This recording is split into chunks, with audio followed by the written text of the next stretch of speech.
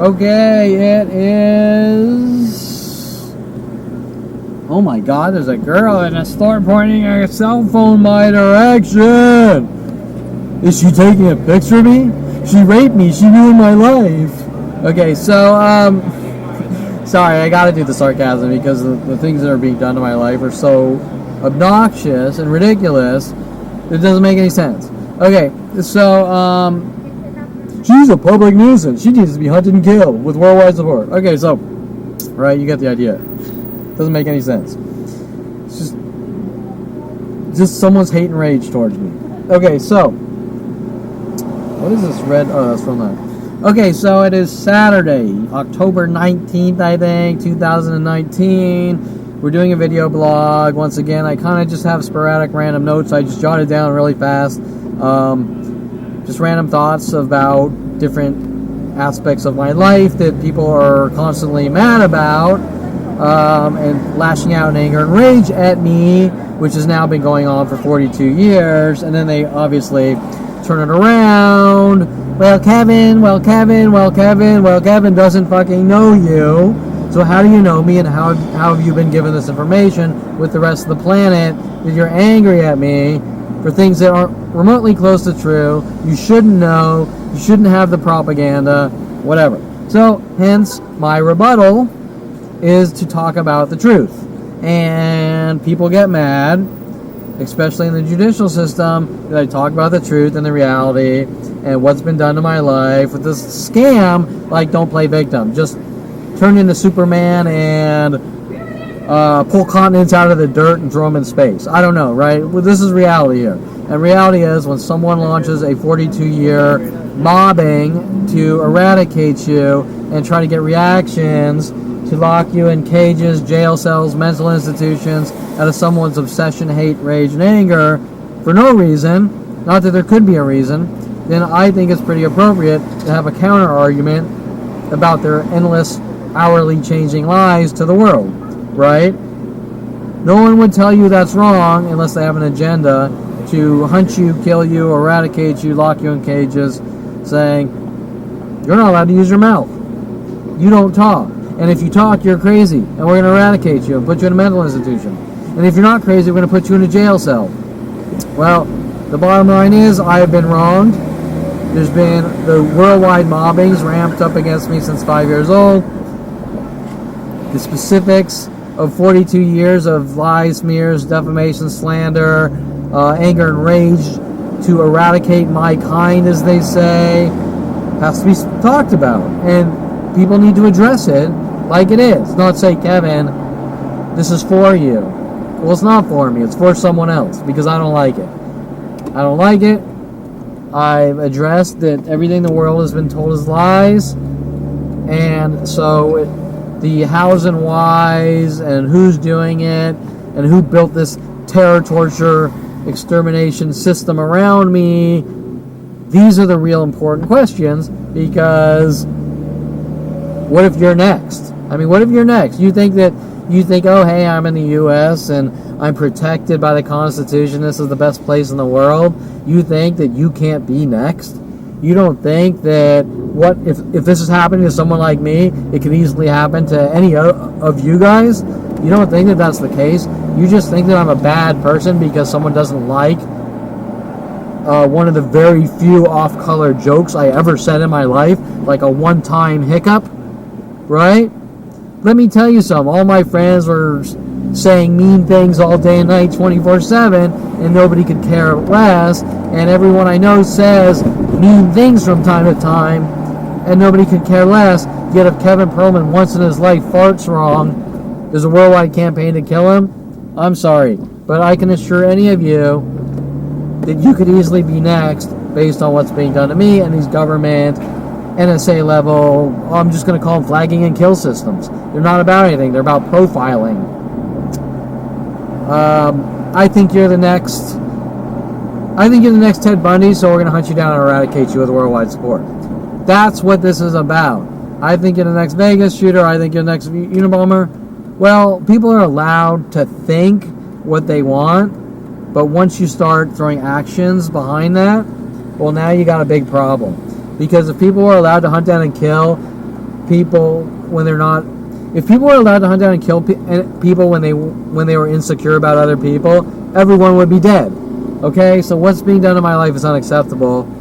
Why these people can't see that? Well, I guess they're just filled with so much bullshit about me for 42 years that they actually believe the drama, the reinforced drama about me, which is strange because any sane, rational person would be like, what they're doing to Kevin Perlman is wrong. Okay, so let's go through the notes. The notes. Remember, I'm a violent, paranoid schizo, so you shouldn't listen to anything I say. And then that label will change in 10 minutes. Okay, so what's in my notes? Trying to make me think I did something wrong when I was a young child, or even now, and forced me into mental institutions to forget about it. To accept it. I'm supposed to accept my fate of being hunted and exterminating because I'm supposed to believe that I'm a bad person. But that's not what my note was about. Let me formulate my note here. I don't exactly know what I meant here, but let me sort of divert into some similar topics. Trying to make me think my justification is my demise is justified. Well, Kevin, you did this, so we're gonna lock you away.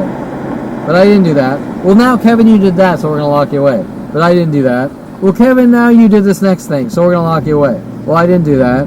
Well, Kevin, hopefully after 100,000 of these accusations, maybe we'll find something that we can kind of sort of make Kevin think he's a bad person, right? To break my self-esteem or break me knowing who I am. We want to break that, right? So that we brainwash you into thinking you're a bad person and if you did something wrong or you're crazy, to make me think that I deserve to be locked away in jail cells or mental institutions. I think that's kind of what I was saying, and these things start at a very young child, and I didn't know what was going on until 29, but they're trying to sort of give me a psychotic break. That's a better way of putting it. Now they started in on me. I noticed this was going on at 29 with Rody Morales and my family, and therapists like Susan Donner paid off to make up bunk bullshit labels and work with waitresses and people from restaurants to hunt down stock, try to torture, and also make up lies or get coerced false confessions, try to get coerced false confessions from me, while saying weird things that didn't make sense, like when I say, the devil's in the details, you need to understand the specifics, and her saying, no, that's not how it goes, the angel's in the details. Then she starts working in on me, trying to get confessions that I'm harassing waitresses. Okay? You get the idea. Susan Donner was paid off to eradicate me with bullshit lies and bunk labels. Now remember that these are private conversations anyways.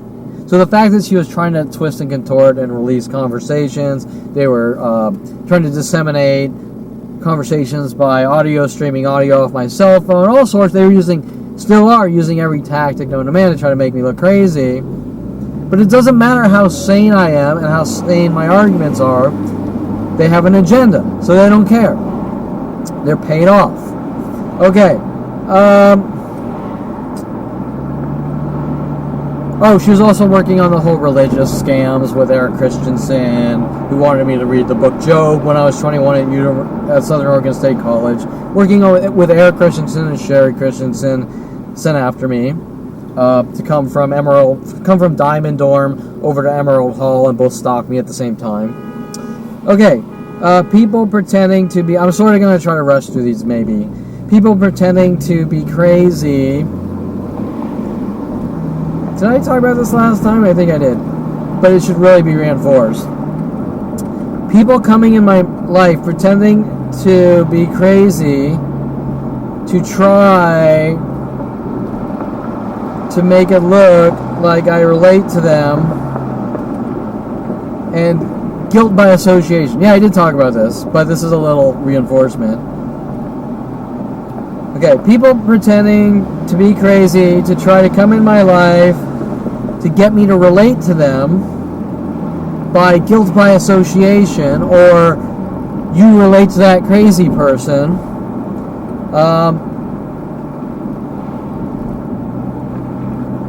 And then my notes are a little jumbly. You have a problem too. That's actually my mother stating at 29. You have a problem too. Number 2, I guess, literally. I don't fucking know. Because they do all the twos, the cars in twos, and the mimics in twos, the look-alike people, the freaky look-alike things they're doing with look-alikes and all that freaky things. But that note got jumbled. People pretending to be crazy. I discussed this on my last entry with the guy working with Tom Farley. Kevin sees aliens, or talks to aliens. Bullshit, just fabricated by Tom Farley, given out to the entire planet. Tom Farley also saying that I think all people are stupid.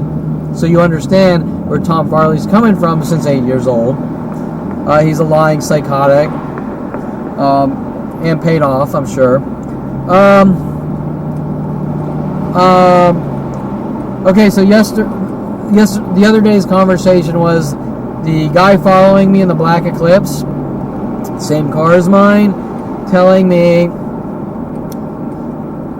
playing the mind games and laughing at me, and then telling me that using the we, like he's the same as me, like he's my twin, telling me that he talks to aliens, and then me going like, I'm done with this conversation, I'm walking away, I don't have time for this bullshit. And then what was the other one? There was a second, there's always in twos.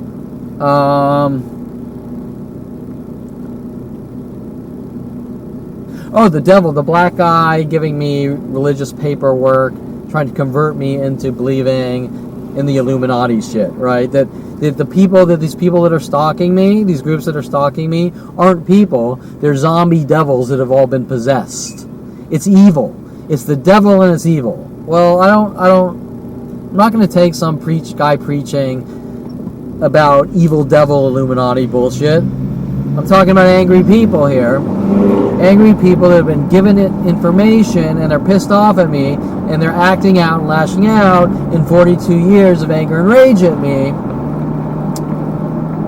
Despite Seymour's conversation saying that I'm somehow lashing out at them, I totally missed something here because I'm being as nice as can be to every person on the planet, and each one wants me dead and gone, and then it's I don't know you. Well, they have to have been told something. Okay, so that was all within 24 hours.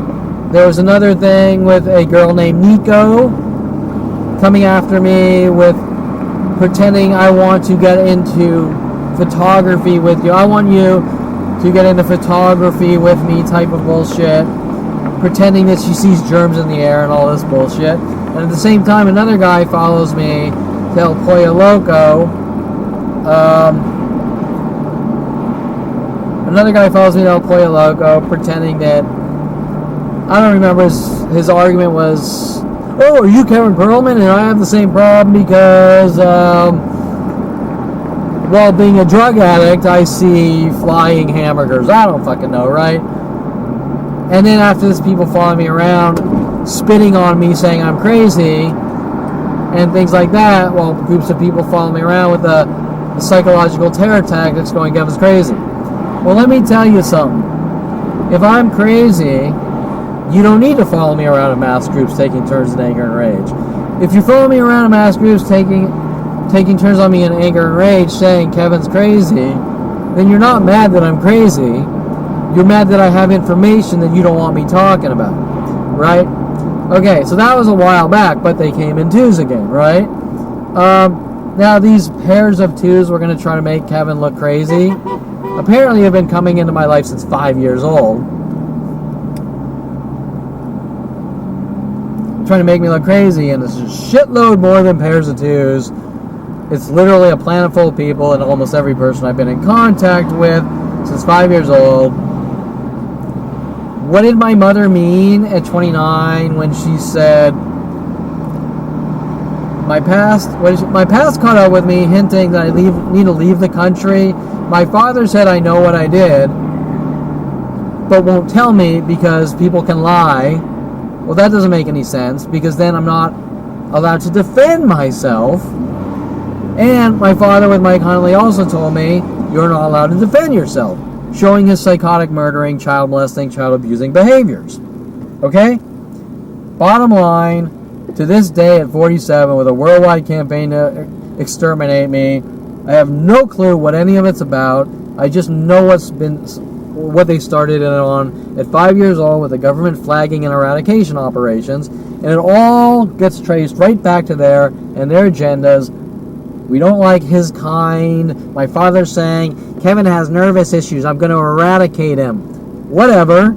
It doesn't matter, because there's no justification in this profiling and pre-crime, NSA level, billions of government dollars operation to eradicate my existence. Period. So when Anita Perlman is saying, you have a problem too, and she's actually meaning it in their crazy literals, because they can't understand contexts of situations, have no clue about reality or anything like that.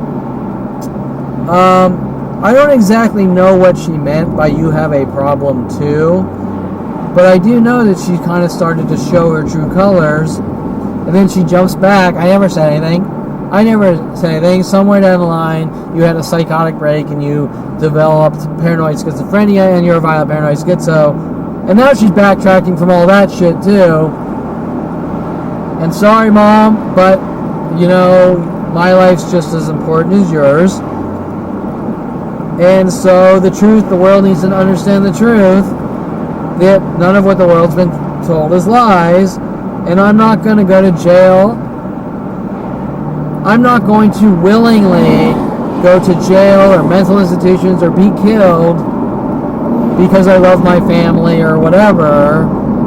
My life's just as important as everyone else's, and I deserve the same protections as everyone else on the planet. And in the U.S., we call that the Constitution of the United States of America, which has been ripped away and bypassed from me at 5 years old. Okay, so I don't exactly know what that bullshit, their twins bullshit, their twos bullshit. By the way, they're trying to make their actions look justified by nitpicking my conversations with my private conversations with people or on IRC, to twist and contort them out of context to use them against me, to say, well, Kevin made his evil twin jokes from the Twilight Zone episodes. So because Kevin made evil twin jokes on IRC with people, somehow he's a stalking murderer and needs to be killed. Or on IRC, Kevin's typing really fast and he does a number 2 instead of TWO or TO. So therefore, Kevin's committed the 2 crime for imperfect spelling. Well, last I checked, if you're typing on IRC, it's not a college thesis. Nobody cares normally if you don't dot every I and cross every T on IRC, because IRC in general is a fucking joke to begin with, just like most online chat, right? Okay? Nobody takes online chat seriously like if you're the president of the United States up on a pedestal during the time of nuclear war talking about putting your finger on the button. There's a context to situations. If my family's running around saying, you didn't, instead of TO or TWO, you did a number 2, we have a worldwide campaign to kill you with the judicial system and government, something's wrong, and I can assure you it's not about my spelling. It's about government kill operations or eradication operations, about something else. So the proper sentence is, what is this really about? Because it sure as shit isn't about me, and it sure as shit isn't about not spelling TO or TWO correctly with a number 2. I can assure you. That's not what this is about. Okay, so there's not a worldwide campaign going, well, Kevin, you're pretending to be crazy because you didn't type 2 correctly on IRC 30 years ago. Okay, well then my rebuttal, which remember I'm not allowed to talk to people or tell anyone, my rebuttal would be, well, how do you know who I am, and why are you mad at me for not typing 2 correctly? All right, do you understand what I'm saying? Oh, well, we can't talk about that. You're crazy. You need to go in a mental institution. Did I miss something? The entire situation is fraudulent. The entire situation is corrupt. The entire situation is not legit. The entire situation is not kosher. The entire situation all points to the same argument. Some psychotic motherfucker wants me dead, and they will say and do with endless billions of dollars of resources whatever it takes to do it. Okay, so next note, that's the Kevin, you have a problem too tactic. By the way, 422 criminal threat, 2 + 2 = 4. I'm not even going to go into that. There's probably some weird mathematical skull fucking tactic from the judicial system on that one as well. Okay. Your father working some angle with David Greenstein, how he supposedly killed his father. I don't know jack shit about David Greenstein. I've never been friends with David Greenstein. All I know is that when my father wanted to reel me close into his office with Signet and Mike Huntley going, Kevin, Shelley moved out of her office and there's this great office space available for you for really low price on Ventura Boulevard, a how can you say no lease agreement. The price is so great that you're not going to say no, being a startup company and trying to do something with your life on a really good office location where my father was jacking in to our hub, our switch, upstairs while his office was downstairs in his office building. I think having Patty Guggen working with Mike Huntley,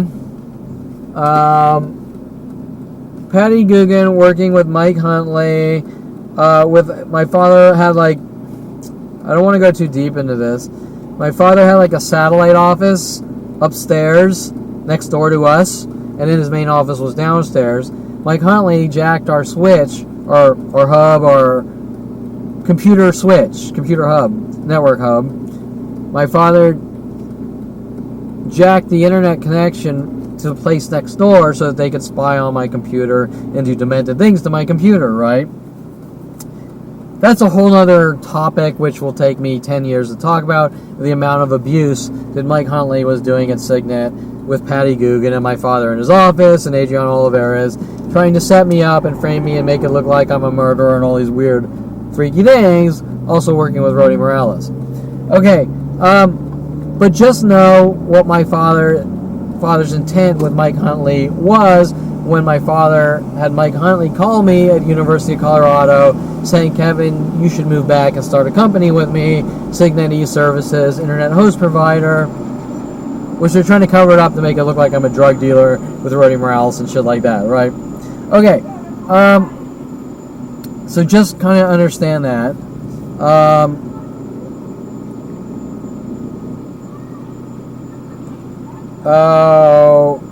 Okay, so while I'm at Signet up there, my father's friends with David Greenstein.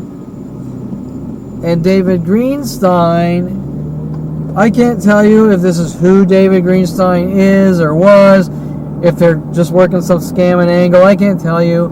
All I can remember is hearing that David Greenstein was like this evil lawyer, and he had like a service animal, and he would go into companies or like restaurants and try to get people to sue him and then with his law degree, try to sue them for things that set them up and sue them, right? The same things they've been doing to me for 42 years, which is interesting because they're trying to play this guilt by association angle. Well, Kevin, you were in an office where David Greenstein hung out with your father, so therefore you're like David Greenstein.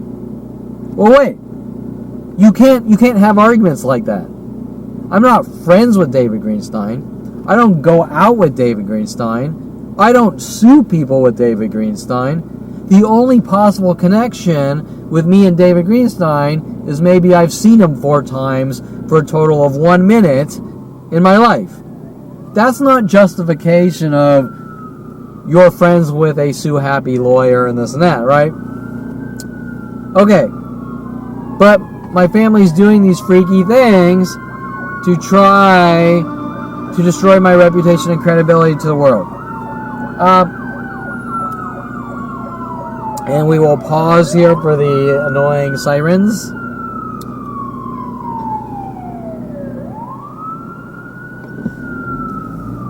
Okay, so the point is, at one point my father tells me that supposedly David Greenstein's father was abusive. And when David Greenstein was a kid, and so David Greenstein had to kill his father in self-defense. I can't fucking tell you if these are just pathological lying from my father, because once again, I don't know David Greenstein. I have no clue who he is, other than a person I've seen a couple times for a few minutes, who I think went in with buying a limo with my father or something.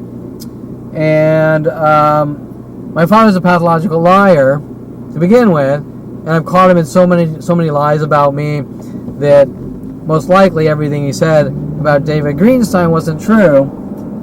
But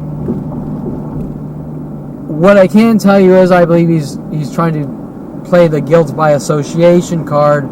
Oh, Kevin's always hanging out with David Greenstein because he's up there in his office, and David Greenstein comes around once in a while for a total of 1 minute, and Kevin has spoke with David Greenstein for 30 seconds, therefore Kevin's just like David Greenstein, and it's guilt by association, and he relates to David Greenstein, and Kevin also tried to kill me, Dr. Ronald Barry Perlman. I'm just sort of filling in the what-ifs, because why is my father running around sending Rody Morales after me, stating that I supposedly killed someone with the LAPD? Why is my father with my brother and his friends and the LAPD putting bullet holes in his 300E Mercedes, saying I tried to kill or scare him or something? Now, he's never directly said this, but I've pieced together the events, like my father telling Paul Humphrey to tell me he wants to see my father's 357 in his lockbox, and it not working, right?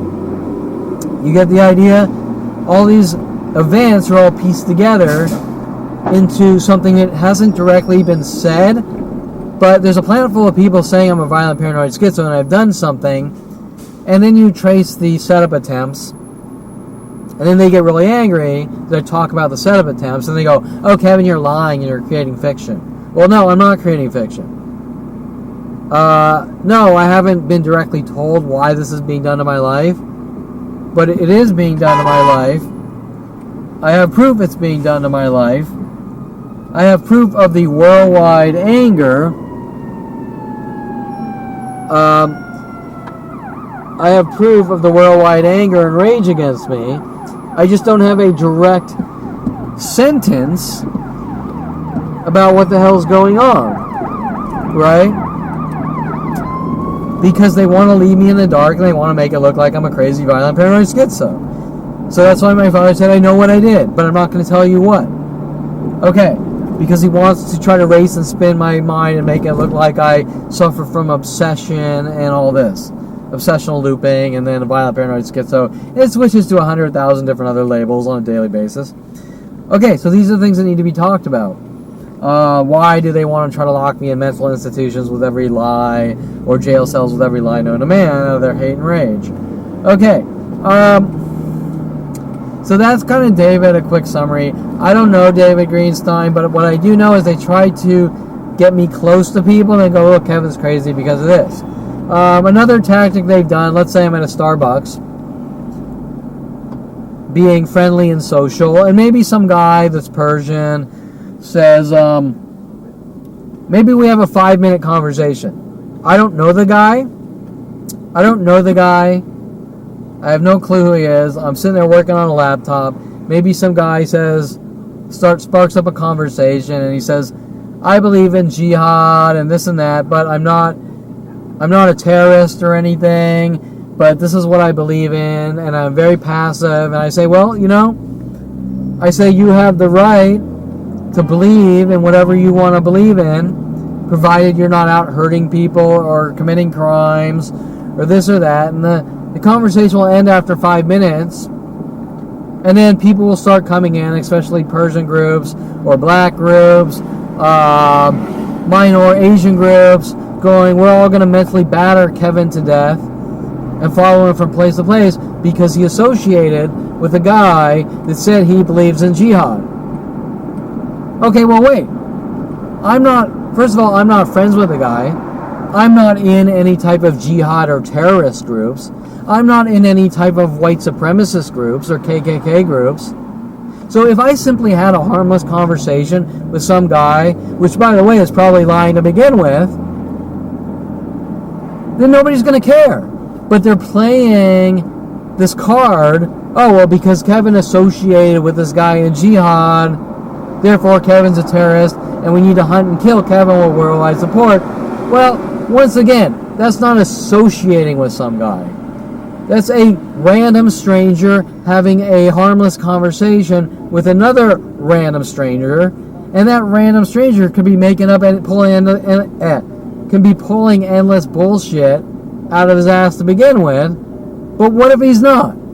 Okay, so doesn't that guy have the right to be who he wants to be, provided he's not hurting anyone? Don't I have the right to be who I want to be, provided I'm not hurting anyone? And if who I want to be is a smart IT artistic, I joke around, I call it a nerdist, half artist, half technical guy, because that's who I am, and that's what 3D animation and visual effects is, then who's going to care?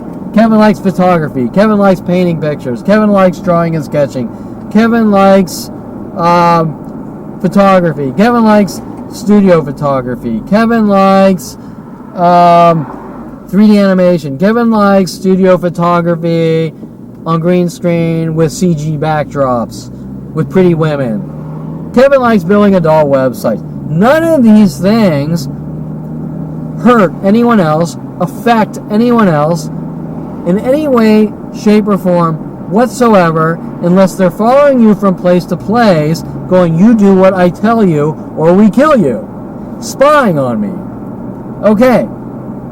So, these people's 42-year spy game on Kevin Perlman, which they're trying to, once again, turn around and cover up, is abusive and offensive to me and not anyone else. And if I go out and I do a CG piece of artwork with one of them, everyone got mad because I did this harmless piece of artwork. It was like a devil bottle. It said heathen juice on it with like devil characters or demon characters. Okay, I'm sorry. And people were following me around screaming at the top of their lungs at me while I'm driving down the street, like, you piece of shit, whatever. Like I did something to them? I'm sorry. That is a harmless CG image that 100 million people per day make that nobody could care less about. So, listen, if I create a piece of artwork, it's either I like it, I don't like it, maybe some critique, and that's it. Let it fucking go after that, right? You like it, you don't like it, you'll buy it, you don't like it.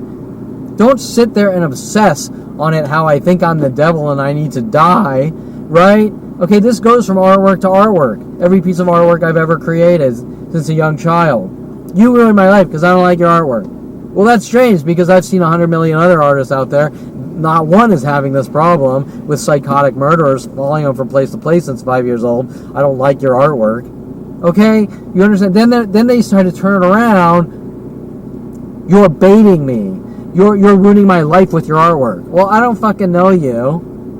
And how does my devil heathen juice or 100,000 of other pieces of artwork ruin your life. It's not about you unless you're a violent paranoid schizo, right? Then they'll try to turn around. Kevin's a violent paranoid schizo. Well, wait, what did I do? I just made a piece of artwork, and you don't like it. Okay. So, my point is that they're sending in these people to either these crazies, or I'm pretending to be crazy to try to make Kevin look crazy based on whatever. Based on my artwork, based on any type of harmless joke, based on, hi, how's it going? Oh, you said how's it going to a person? You committed a crime. We have to hunt you down and kill you with worldwide support. Well, that doesn't really make much sense. Okay. You said, hey, now we have to hunt you down and kill you. You said, how's it going? Now we have to hunt you down and kill you. You said, hey, you. Now we have to hunt you down and kill you. You watched this movie 2 times in 1 month. Now we have to hunt you down and kill you. I'm sorry. I don't understand how my private life, whether it be posting jokes on Twitter, Facebook, Instagram, my artwork, or anything else, affects anyone else on this planet unless they make it affect themselves with their hate, rage, and obsession, first of all. Second of all, if you don't like my harmless, friendly jokes on Twitter, Facebook, Instagram, shouldn't you be following my account? Like, example, if I have 10 Twitter followers, how does it go out to the entire planet where people worldwide are angry at me, right? When I have 10 followers. But shouldn't you not be spying on my account? Example, if I want to listen to Howard Stern because I think he's funny, I turn on the fucking radio and listen to Howard Stern. If I don't want to listen to Howard Stern, I don't turn on the radio. If I'm some obsessed loony and want to see what Howard Stern will say next and hate his guts, well then, that person has got some serious fucking issues. Period. Okay? Because why would you sit there and listen to something you don't like or approve of unless, I'm going to throw in a lesson there, the things that are being done to me are being done to you. Example, almost every person on the planet is told to put things in their conversations directed at me that's from my personal life. Therefore, because they're personal attacks, they try to make me look like a violent paranoid schizo. Example, if I follow a Twitter account, or if I'm watching Fox News with Greg Gutfeld, and yes, this was done with Greg Gutfeld and many others in Fox News, and Greg Gutfeld is mad at the people I'm adding or following or talking to on Facebook, Twitter, Instagram. And so Greg Gutfeld puts things in his daily shows, which are little paranoid schizo spy game tactics. This is fucking Fox News with billions of dollars of backing. If Greg Gutfeld, writer Greg Gutfeld, is doing this in all his shows, labeling all of his shows titles directed at me, especially after the Brian Longbottom, Kevin, let's go to Starbucks, and Kevin, I want you to take a picture of Tia Leone and Martin Sheen, then running around in anger and rage, I ruined Tia Leone and Martin Sheen's life for taking a picture. Okay, first you need to understand these connected events between the entertainment industry and this money that Brian Longbottom, with the insane amounts of money paid off, that put a hit on me basically using psychological warfare tactics, but really it starts at a very young age, so it gets even weirder. Without understanding that background, you're going to say, Kevin, Greg Gutfeld doesn't know you. Well, yes, Greg Gutfeld knows me, and same with the majority of the world. Hence, their operations to try to make it look like I'm a violent paranoid schizo. But back to the point. Today I want to watch the news. So I'm going to turn on Fox News and listen to the latest political events. And then all of a sudden you're watching the commentators, or you're watching Greg Gutfeld, and his show is based around trying to provoke you with passive-aggressive schizo messages and ideas of references sent at me to try to get reactions. Hence them sending 14 helicopters to Warner Center Park to try to thug me and intimidate me quiet, but I'm not going to go into that. You get the idea that Greg Gutfeld is investing being paid with billions of dollars to try to trigger me and set me up. Now you really have to ask why and what the fuck's going on. But remember, this starts at 5 years old. So the difference is there's a big, based on context of situation. If you don't like Howard Stern's jokes, don't fucking listen to him. If Howard Stern is actively following you around with people playing the Brian Longbotham Universal Studio schizo spy game tactic with Wes Craven. No, Wes Craven was Hollyweird, sorry. The spy game tactic, then it's a personal attack.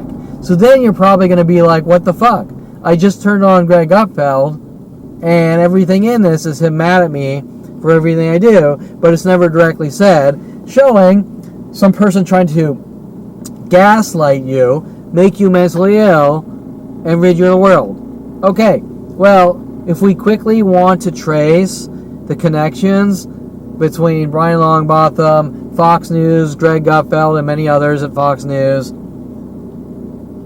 the person that wanted me to watch Fox News so badly was, do you know what that name is? Tom Farley. Yes, Tom Farley, the guy mad at me in 8th grade for thinking Christy Reynolds was cute and being too shy to talk to her. Tom Farley, befriending Tracy Picos, trying to send me references messages in 8th grade about peeking or spying or whatever. Tom Farley, who's involved in so many different things, from saying I'm a white supremacist after kissing a black girl when I was about 8 years old at Sunny Skies Day Camp. Tom Farley saying I think everyone worldwide is stupid. Tom Farley saying that when I was around 8 years old, I speak and saw aliens. Yes, this Tom Farley wanted me to watch Fox News so badly around the time of Obama that he was staging these operations with Fox News and Brian Longbotham. And before I finish this little excerpt, Tom Farley was never directly friends with Brian Longbotham.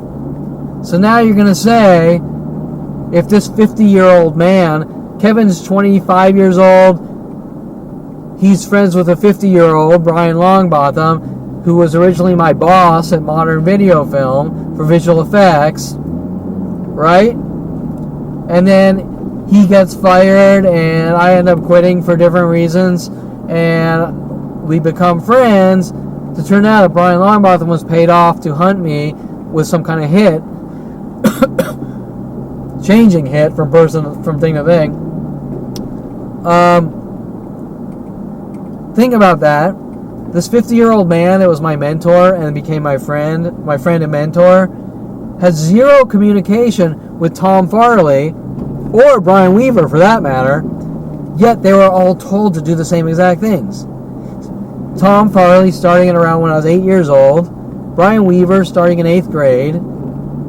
Okay, think about that. So these aren't these random events from people stalking me from one person sequentially after the next for 42 years are changing from person to person. If you want to use a movie parallel, kind of like the Agent Smiths in the movie The Matrix, where each person just changed into the next stalker to kill you since 5 years old.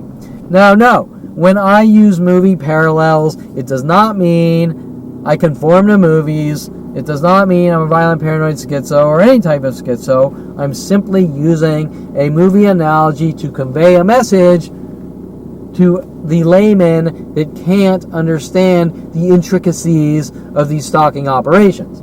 Once again, these hate groups or these control freaks will then say, well, Kevin mentioned the movie Matrix, so therefore he's a violent paranoid schizo and he needs to be removed from society, showing their true motive, that they're not going to take 1 second to listen to anything on any level. They're not going to take 1 second that if I spend my life feeding the homeless and donating and sheltering the homeless, they don't give a flying fuck. For some reason, They want me dead and gone, no matter how good I am, no matter how perfect I am, starting at 5 years old. Okay, so let's see, what topic were we on? Yeah, I know, I went on a little tangent, but it needs to be addressed in a non-courtroom, yes or no type of manner, because these are very complex situations. Okay.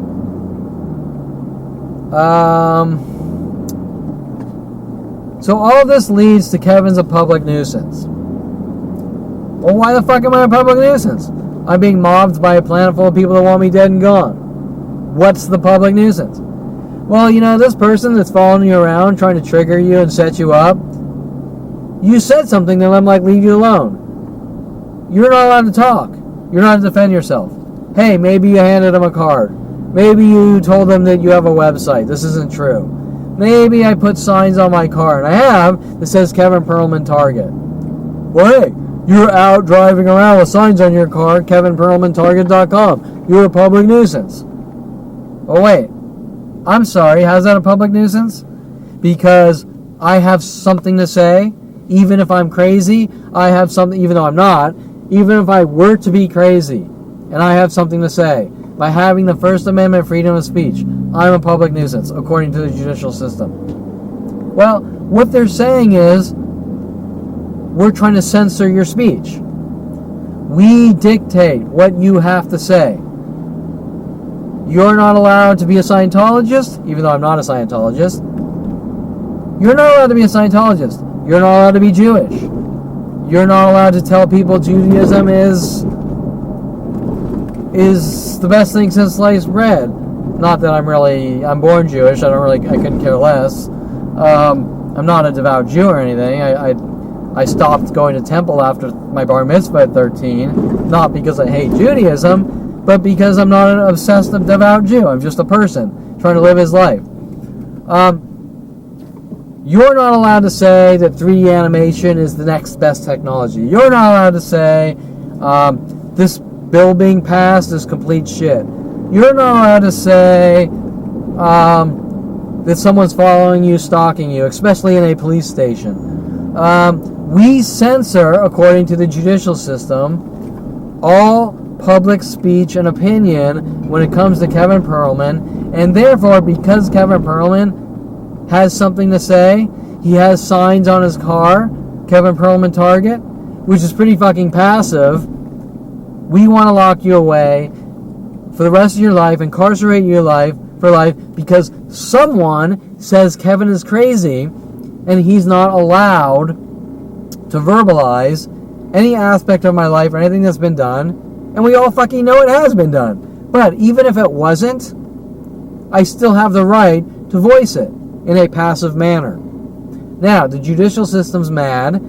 They are paying off people to try to make it look like I forced cards on people and things like that. Even some of the video they've seen where I'm brutally attacked with dog attackers and shredded, the LAPD flat out states nothing happened and I tried to force a car on the guy. And of course on the video, I didn't force anything on anyone at all. The guy viciously started verbally working on me. He threatened me. He's threatened me on something like 7 times. You're a snitch, you're dead.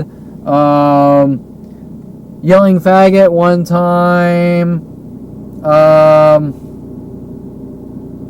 What were the other ones? I can't remember. One was he's going to fuck me up, I think. That was the same time when he had the dog attack me. I'm going to fuck you up. Topanga Division LAPD actually stating, with my lawyer Seymour Amps, that I tried to force a card on the guy, and it's all fucking on video. By the way, this was about 2 years ago, but it's all on video showing I'm simply being hunted. You're a snitch. You're dead. This is all you need to know. Okay. And Detective Shapiro refused, with the video and audio recordings, refused to acknowledge it, saying I'm delusional, even though it's up on my website. Okay, so Kevin is a public nuisance. Once again, I'm confused. I turned 29. I have my own company. I'm getting out of college. I have my own company. I'm 29. Mike Huntley's sitting there. Kevin, you're a dead man. We're going to kill you with the judicial system and police. I can't believe what I'm fucking seeing. I'm like in shock. I'm watching worldwide groups attack me in an angry rage. What's going on? You can't really tell anyone because it's so freaky and out there and unheard of, because there's billions of government dollars behind it.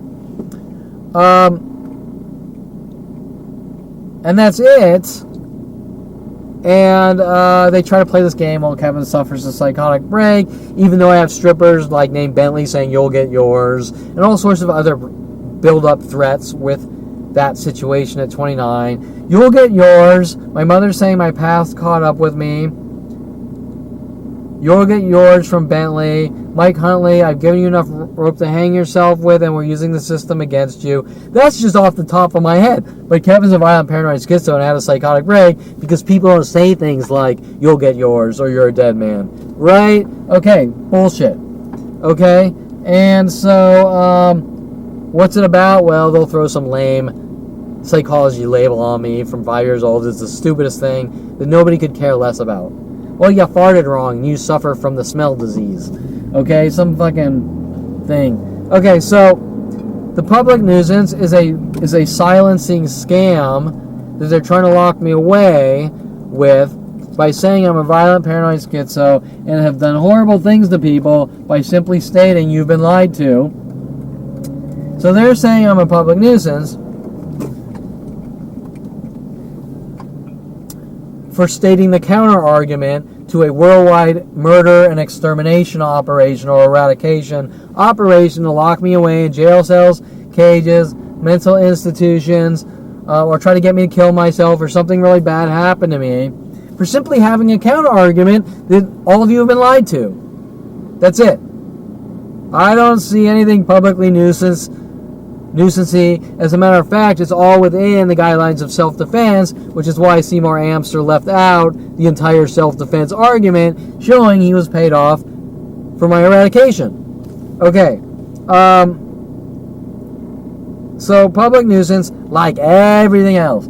Elsie Sandoval sees that I print the cards back about 6 years ago, maybe longer, at my father's office. And so she runs around telling the entire planet, yes, how do they have the capabilities to tell the entire planet, make up lies, that the entire reason I put up KevinPerlmanTarget.com and made cards, the entire reasoning, according to Elsie Sandoval, paid to sit in my father's office and stalk me with Lorena Escobar and 28 others. The entire reasoning, according to Elsie Sandoval, is I've put up KevinPerlmanTarget.com and made cards so I can jam people's windows shut with cards. Is that the stupidest thing you've ever heard? Do you not, let me talk like a lawyer, do you or do you not think that Elsie Sandoval has something to hide, and whatever she's involved in with Mike Huntley playing his little World of Warcraft games up in my office to send me hidden messages about killing me and shit like that, because that's one of her trigger points, was me talking about that. Do you or do you not think that Elsie Sandoval has something to hide, and whatever it is she has to hide is on par with hunting down and exterminating and killing people without touching them? Right? That would be the question she would be asked on the stand. But yet she's somehow supported by the government and my father in killing me or eradicating my kind since 5 years old. Okay, and yes, I know this dialogue sounds very aggressive, but let's be realistic about a worldwide mental illness operation to try to make someone look like a violent paranoid schizo and lock them away in cages or mental institutions are beyond any level of violent without touching someone known to man with endless worldwide torture and attacks to kill someone or eradicate them. Period. It doesn't matter. There is nothing that says that people are allowed to kill people without touching them. There's nothing that says that. As a matter of fact, I believe the law books say that the crime of murder has to do with premeditative motive and execution and has nothing to do with touching someone or not touching someone. The only thing that has to do with touching someone or not touching someone is the crime of battery. if you touch someone in a violent way, like Bailey Bernard did to me, which the LAPD is trying to cover up, that's a battery, but that has nothing to do with murder. Murder, if someone puts poison in someone's food, they didn't touch them. If someone walked around with some high-pitched device until someone's ears bled, I don't know if that's possible, but let's just say it happened. If someone locked someone in a room and threw in some device with high-pitched noise so loud that it popped your eardrums, they never touched the person, but they did something horrific or tortured or killed the guy, right? So touch is a scam that the LAPD is trying to make me look crazy or weasel out of what they're involved in. Okay. So, everything I've done is in self-defense, and everything I've done has been extremely passive. So when I make cards and I hand them out to people, and Elsie Sandoval says Kevin's trying to jam people's windows shut with cards, and it instantly goes worldwide with billions of government dollars, saying we don't want your cards because we know what you're doing. That doesn't make any sense, right? If you can't see through that, you're like this fucking 5-year-old moronic invalid with zero brain capacity, right? It has nothing to do with people being smart or stupid. It has to do with you being as dumb as a fucking tree stump. And I can assure you, these people aren't as dumb as tree stumps. They're very well aware of the situation. And so now you have to sort of try to get to the bottom of what they've been told to get them to help. Okay, in these profiling, extermination, eradication operations.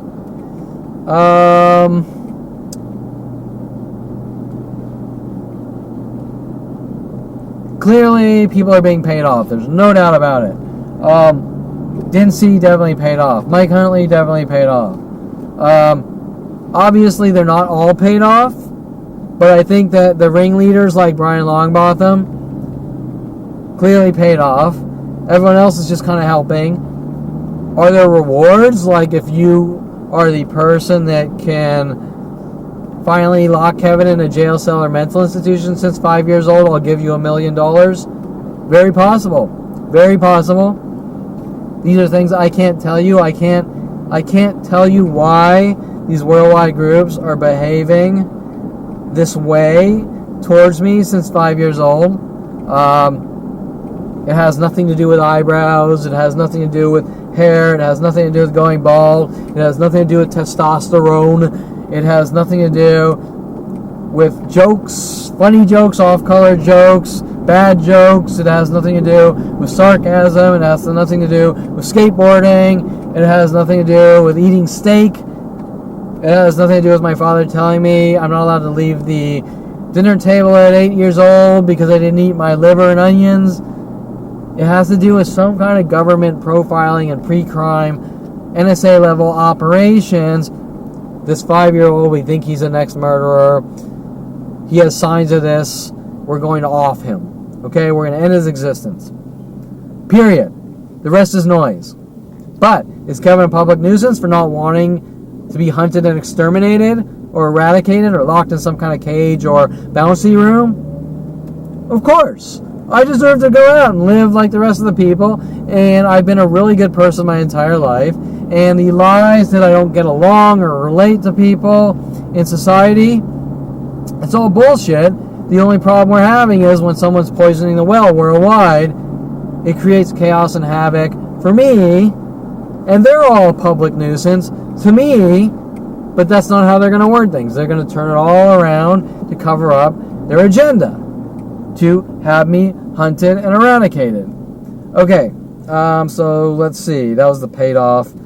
Those things are, I guess, neither here nor there because they're questionable things, but it really doesn't get to the bottom of the issue. And when I say here nor there, when I say here nor there, it's not about me obsessively searching for someone, which is one of their bullshit tactics and cover-ups. Okay,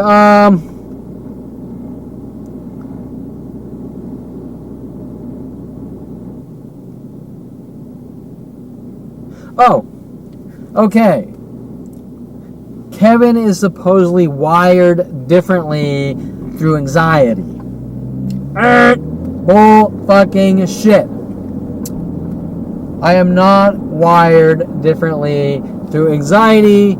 Some motherfucker who hates me and wants me dead wants to change the way I'm wired to get what they want, which is remove me from society, jail cells, mental institutions, or get me to blow my brains out or die or something like this. Okay? Once again, things are being reversed. I don't follow fucking people around going, micro-analyzing them, going, oh, you over there, you're wired differently. We gotta follow you around and lock you in a mental institution. Hello.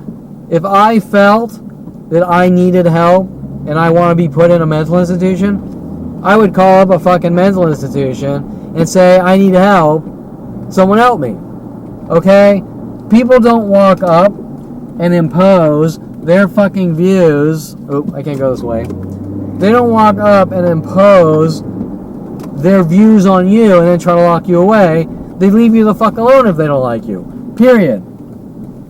Right? Okay, so did I miss something here? Did I get off the fucking wrong bus in the Twilight Zone? In, I was gonna make a Twilight Zone joke, but I can't remember the name of the city. It's a Twilight Zone where he gets off the bus or the train, and it turns out he walks off a train in his sleep and dies or something. But I can't remember that. Okay, so anyways, the point is that I don't fucking walk up to people and say you're crazy and you need to be in a mental institution, or you're wired differently and you need to be in a mental institution. Okay, those are angry, bitter, hate people, okay? Nobody does that unless they hate your fucking guts. Period. Okay? If someone doesn't come up to you saying, my life isn't working for me and this is why and blah, blah, blah, then there's going to be a discussion and it's still not about mental institutions. Okay? You get the idea. This entire op is about eradication, hate, rage, and eradication, starting in on a 5-year-old, or, more importantly, Adolf Hitler types of insecurity. Okay? That's all this is really about. Adolf Hitler types of insecurity directed at me at 5 years old. Okay, so let's see. Where are we? The Wired. I can't really go too deep into The Wired differently because it is the stupidest of stupid arguments, and I've never seen a situation in life where people walk up going, yeah, see that guy over there? They're wired differently and we gotta put them in mental institutions. It's pretty much on par with me saying that person is being followed by aliens and we need to protect him. Okay? It doesn't even make any fucking sense. But that is one of the things, the scams. Kevin's wired differently and we need to fix him to death. Kevin's wired differently and we need to fix him to death until he's better. Okay? Well, that's some obsessed loony with a doctor complex following you from place to place, trying to find shit, and then torturing you into perfection, like healthy perfection, right? That's like someone saying, and believe it or not, someone has said, Kevin, you're not allowed to do this because smoking is unhealthy, and so we're going to torture you with negative reinforcement and keep bashing you in the skull with a crowbar every time you do this.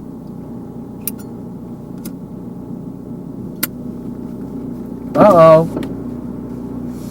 Because I'm wired differently, you're allowed to follow me from place to place, bashing me in the skull with a crowbar every time I do this so that I can have a good, healthy life based on negative reinforcement, which is unheard of, and this is all for me so that I can have a good life. So I have to sit there and stitch up my skull every fucking 10 minutes when someone keeps bashing me in the head with a crowbar. Wouldn't that like make me like smoke like 100,000 cigarettes? Okay, so anyways, and what's the cure? The cure is we lock you in a cage. We lock you in a cage or a mental institution because we want you safe from people bashing your skull in with a crowbar because you can't control people. But can't the police just walk up to this mass mobs and say, if you bash Kevin in the head with a crowbar, we're going to arrest you for battery and breaking people's skulls open? Isn't that the common sense reaction, verbal reaction? Hey, groups of people keep bashing my skull in with crowbars. It hurts, and I keep going to the doctors and getting stitches. Well, Kevin, it's not safe for you out there. You suffer from the bleeding, a rare bleeding disorder, and so we want to keep you safe, or we're going to lock you in a mental institution for the rest of your life. Gee, thanks. What a guy. Right? Okay, anyone that answers that question like that, there's a translation. I hate your guts and I want you fucking dead and gone. Okay, and I'm sorry that language sounds aggressive, but these are aggressive situations. Now, the judicial system might say, Kevin's smoking a cigarette and he said the word fuck. Well, that's careless, reckless, aggressive, violent, paranoid, schizo behavior. Wrong. That's human behavior. Every motherfucking human does that, and every motherfucking human talks like this. Okay? If you live in a fantasy bubble, you might, oh golly jeepers. But in reality, people fucking talk like this. Okay? So yeah, it's good. I'm not really starting, I'm just making a point. To the Kevin's not allowed to smoke out there. They're just occasional, once in a while, cigarettes. I'm not getting into a pack a day thing, like one or two a month. But to be honest, it's none of your fucking business anyways. If I want to smoke 100 packs a day, that's my prerogative. Okay, and that is where things are all falling apart by the Kevin is out of control and a danger to himself or other scams with the psychology community and judicial system. Okay, where were we?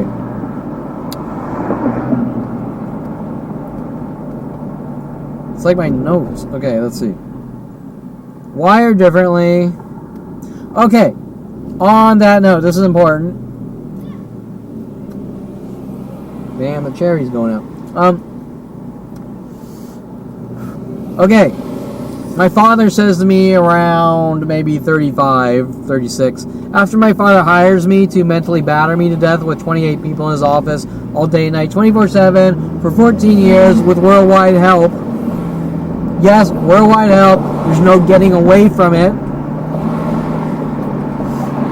Which the judicial system, all lawyers with David Greenstein and Ryan Golds are all involved in this mass conspiracy. Stopping defense attorneys or any attorney from helping me for some reason. My father says to me on some weird digging angle, or better yet, it's more like a threat. It's not really digging.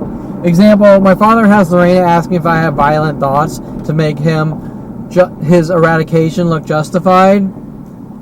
Him eradicating me look justified. So he has Lorena Escobar on their little Thug Kevin lunches and terrorize me with all restaurant people everywhere worldwide to try to make it look like I'm a violent, paranoid schizo and try to get reactions, which they failed. First, Lorena asked me if I have violent thoughts. So what are they doing? They're trying to mentally batter me to death to try to get me angry, and then ask me if I have violent thoughts to make my eradication look justified. Then my father says to me, Kevin, I don't know how you live like you do. Okay, well, let's break this down. I lived fucking great up until 29. I was going to the gym, doing cardio in the morning. I was lifting weight at nights. I was going four days a week to the gym. At the same time, I had my own company. No, I'm not going to tell you it's $1 million a month company. It was a piece of shit and a joke. But why does everything have to be either this way or that way? Right? Why does everything have to be this way or that way? I'm out in society. I'm social. I'm playing pool. I'm going out doing different things. I'm going to the gym. I'm being healthy. I have my own company. Oh, because you don't have $1 billion company, we need to lock in a mental institution. Wait, did I miss something? Okay. We hit 29. Mike Huntley, you're a dead man. We're using the system against you. My father, you know what you did. My mother, my past caught up with me. Bentley, stripper, you'll get yours. LAPD sending Rody Morales after me to try to plant trash bags of marijuana in my house. Rody Morales telling the world I've killed someone, which is very strange. Daily News newspaper clippings of Rody Morales working at my gym to supposedly catch a murderer, which was someone else. Rody Morales taking me to strip clubs, working with lawyer Michael Bialis and Victoria Walker, trying to make it look like I stalk strippers and porn stars and things like this. You name it. Billions of dollars invested on me for my eradication. I turned 29. You're a dead man. You'll get yours. We're going to kill you with mental illness tactics. Blah, blah, blah. 100,000 different similar things like this. Mass groups attacking me. Worldwide and angry rage after this. My father. Kevin, I don't know how you live like you do. Basically trying to make it look like I'm some crazy, obsessed, tormented guy with like Rambo flashbacks or something, right? Okay? They're probably saying I have flashbacks from Jason Gordon punching me in the stomach when they had Jason Gordon punch me in the stomach when I was in 8th grade. And they're probably saying I have flashbacks from Brian Weaver bullying Ryan Hirsch for 15 minutes, and then both of them going to the principal saying I bullied Ryan Hirsch. At the same exact time, they had Jason Gordon punch me in the stomach saying I'm bullying Jason Gordon. Right? Well, to be honest, I did mouth off to Jason Gordon, but I don't think punching me in the stomach was really warranted or justified. Okay? Because one is a physical attack and one is just me kind of being an asshole at like 8 years old. Okay? Then they're going to jump, well, Kevin, you committed the asshole crime at 8 years old, so that's why we're hunting you to eradicate you. Okay, so, back to the point. My father, Dr. Ronald Barry Perlman, orthopedic surgeon with his secondary Hannibal Lecter psychology degree, which is somehow associated to Castle Creek Air Force Base, where I was born on, is actually trying to inflict these obsessional looping, sending me reference messages to try to make it look like I'm a schizo, and a whole plethora of another 1,000 types of psychological terror, torture, and murder tactics developed with the psychology community. And then they turn around, Kevin, I don't know how you live like you do. Yet, on all my video proof of everything going on every level, it is unfucking disputable. The thousands of people who walk by saying, man, 100 times, hey man, how are you doing, man? What's new, man? In sequence, for years and years straight, not random events, years. And then it's switching to the next thing and the next thing. Then the more aggressive things, like the cars backwards and twos, worldwide. Those ones you can't even debate. How do you even debate that? I have video footage all across Southern California of the car mental illness tactics. Cars backwards in 2s or 3s. How do you explain that? Yeah, I know it's scary to talk about, but that's what's going on. How do you explain it? Okay, witness Brittany Henderson is on video witnessing it, and while she's admitting to it, I see it, there's video of it happening. So she's not just talking. There's video of the stalking events with Brittany verbalizing and pointing out what she sees and admitting that I'm not crazy. Okay? So the point is, what kind of sick fuck walks around trying to make someone mentally ill, then says you suffer from mental illness, now you do what I tell you, or you're a dead man locked in a cage or a mental institution. Do you understand what I'm saying? Okay? Not only is that blackmail, but that's execution of attempted murder or something on that level with their blackmail crimes. Okay, this has been going on since 5 years old. Okay, so when my father says,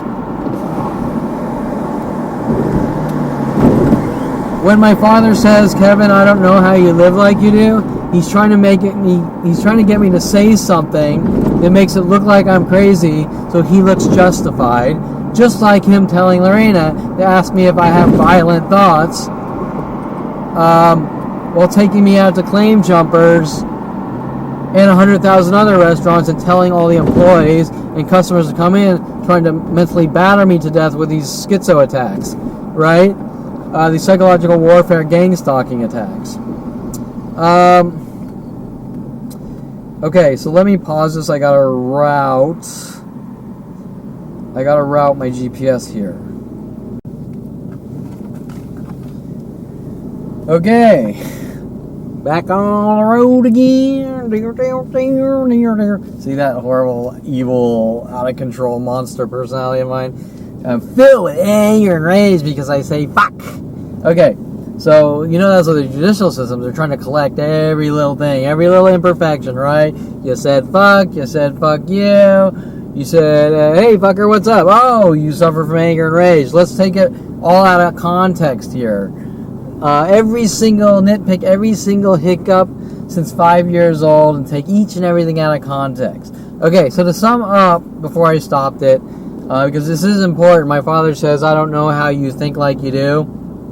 Bullshit. My father is a psychotic, murdering, stalking psychopath who follows you from place to place, trying to torture you and torment you, and then go, you're crazy, and I need to lock you away, with his Hannibal Lecter psychology degree. Okay? That's it. The GPS is not routing. Oh, good, it is routing. Okay. So that's to sum it up. My father, these are 6 psychotic murderers. Hey, I think you're crazy, I'm going to lock you away. Oh, you're not crazy, so now I'm going to try to make you look crazy and lock you away. But what was the agenda all along? I hate your guts, I want to lock you away. Because the bottom line is, let me put myself in my father's shoes. I have a son, Kevin. I hate his guts. I don't accept him. I don't accept that he plays pool. I don't accept that he goes to coffee shops. I don't even accept that he builds adult websites, which some parents could definitely have a problem with that. I don't accept that I sent Rody Morales after him to take him to strip clubs and 3 other people in every state, and he ended up going to some strip clubs, which is like absurd. Why would he care and how would he know? But he doesn't accept it. So now he's got to like off his son, right? Now you can't just, these white collar types, I guess they can't just blow you away with their 357s. They gotta go out saying my son's a horrible public nuisance and he needs to be stopped and he's tormented in the head, and everyone follow him around doing these things to him until we can try to get reactions. Well, they've still failed. They still failed with Terrence Scroggins. They still failed with Bailey Bernard, and they had to reverse the charges, and even Seymour Amster intentionally lost the case, and it's all been proven. And not only can I logically from hearsay prove it, but I can factually prove it. I can based on the things I have. Example, if you look at all the proof I have of how I'm stalked, 2 days before, Brian Ushar from Valley Auto Center telling me that Dincy's coming after me, and then me being arrested 2 days later, Seymour intentionally left that out of the trial, and 100 different things like that out of the trial intentionally. Seymour crafted the opening and closing arguments like I'm different and crazy, or different and out there like a space cadet. If you take all the data I have and apply it to the court transcripts, you'll be like, what the fuck, what was this, what did you pay this guy to do? Put bullets in your head, right? Then you can read the appeals documents, and he intentionally leaves out the reversed charges of Terrence Scroggins and Bailey Bernard. What kind of fucking sick fuck lawyer takes all your money and your family's money and then and then leaves out the two most important arguments that I'm supposedly violent. Think about that. He's writing in his trial opening and closing arguments that I'm different and crazy, and then he's leaving out the arguments in appeals and a lot of shit in the trial. I'm not going to appeal the fact of 422 criminal threat or the battery charges. I want to make Kevin look like some crazy space cadet that goes out and flips out and kills people or whatever, right? Then you have the thing with Rhodey Morales running around paying off to befriend me with Mike Huntley running around saying I killed people. Hello, did I fucking miss something? Is any of this coming from anywhere? I killed people. Well, is someone dead? Is there a crime spree, or did I just kill people? Because last I checked, if you killed someone, there actually has to be that someone that you killed. Okay? Did I kill a girl because I went out and date and she said, "Give me all your money, buy me a house and a car," and I said, "Fuck you, I'm done with you. I don't want anything to do with you." Did I kill that girl? Did I kill Stephanie Schuyler when she messaged me on IRC stating, "Kevin, if you want to be my friend, I'm going to treat you like shit"? And I said, "Schuyler, Stephanie, never talk to me, never call me, fuck off, get away from me, whatever," because people don't fucking tell you that. I raised my voice into a mean tone. Now I'm a violent paranoid schizo. I need to be locked away. Turn right. Anyways, you get the idea. Nobody would tell you, if some girl says, "If you want to be my friend, I'm going to treat you like shit," and you say, "Stay the fuck away from me," Turn right. nobody's going to hunt you down and try to kill you for that normally. And with worldwide support. And then, did I kill her? Did that statement kill her? Did Schuyler never call me, never text me, never message me again? Did I kill her? Did I ruin her life? Did I commit the asshole crime so I need to be eradicated? Do I not have, what isn't my father, Mike Huntley, told me? "Kevin, you are not allowed to defend yourself." Wait, you're paying off people like this Stephanie Schuyler and Latin girls named Stefania working with Victoria Walker at Foreplay Strip Club and 100,000 other women doing the same thing. They didn't do anything wrong. Just me. Leave me alone. Oh, you said leave me alone? You forced yourself on me. Did I miss something? Okay, so anyways, the long drawn out point, Dr. Ronald Barry Perlman, Dr. Death with his God complex psychology degree, judgmental murdering personality, because I don't want to be like my family or my hate groups and go from here to there. There are judgmental people. There are assholes, there are douchebags, there's judgmental people, there's nice people. Everyone makes judgments on minute things to big things. It's not about judgments, it's about your actions behind the judgments. If Dr. Ronald Barry Perlman judges me and then tries to kill me, or anyone else for that matter, well, that's what we call murder, and it has nothing to do with judgments. We all do judgments. We all are capable of doing horrible things. People like me have really good self-control, so we don't, because we don't want a lifestyle of shit.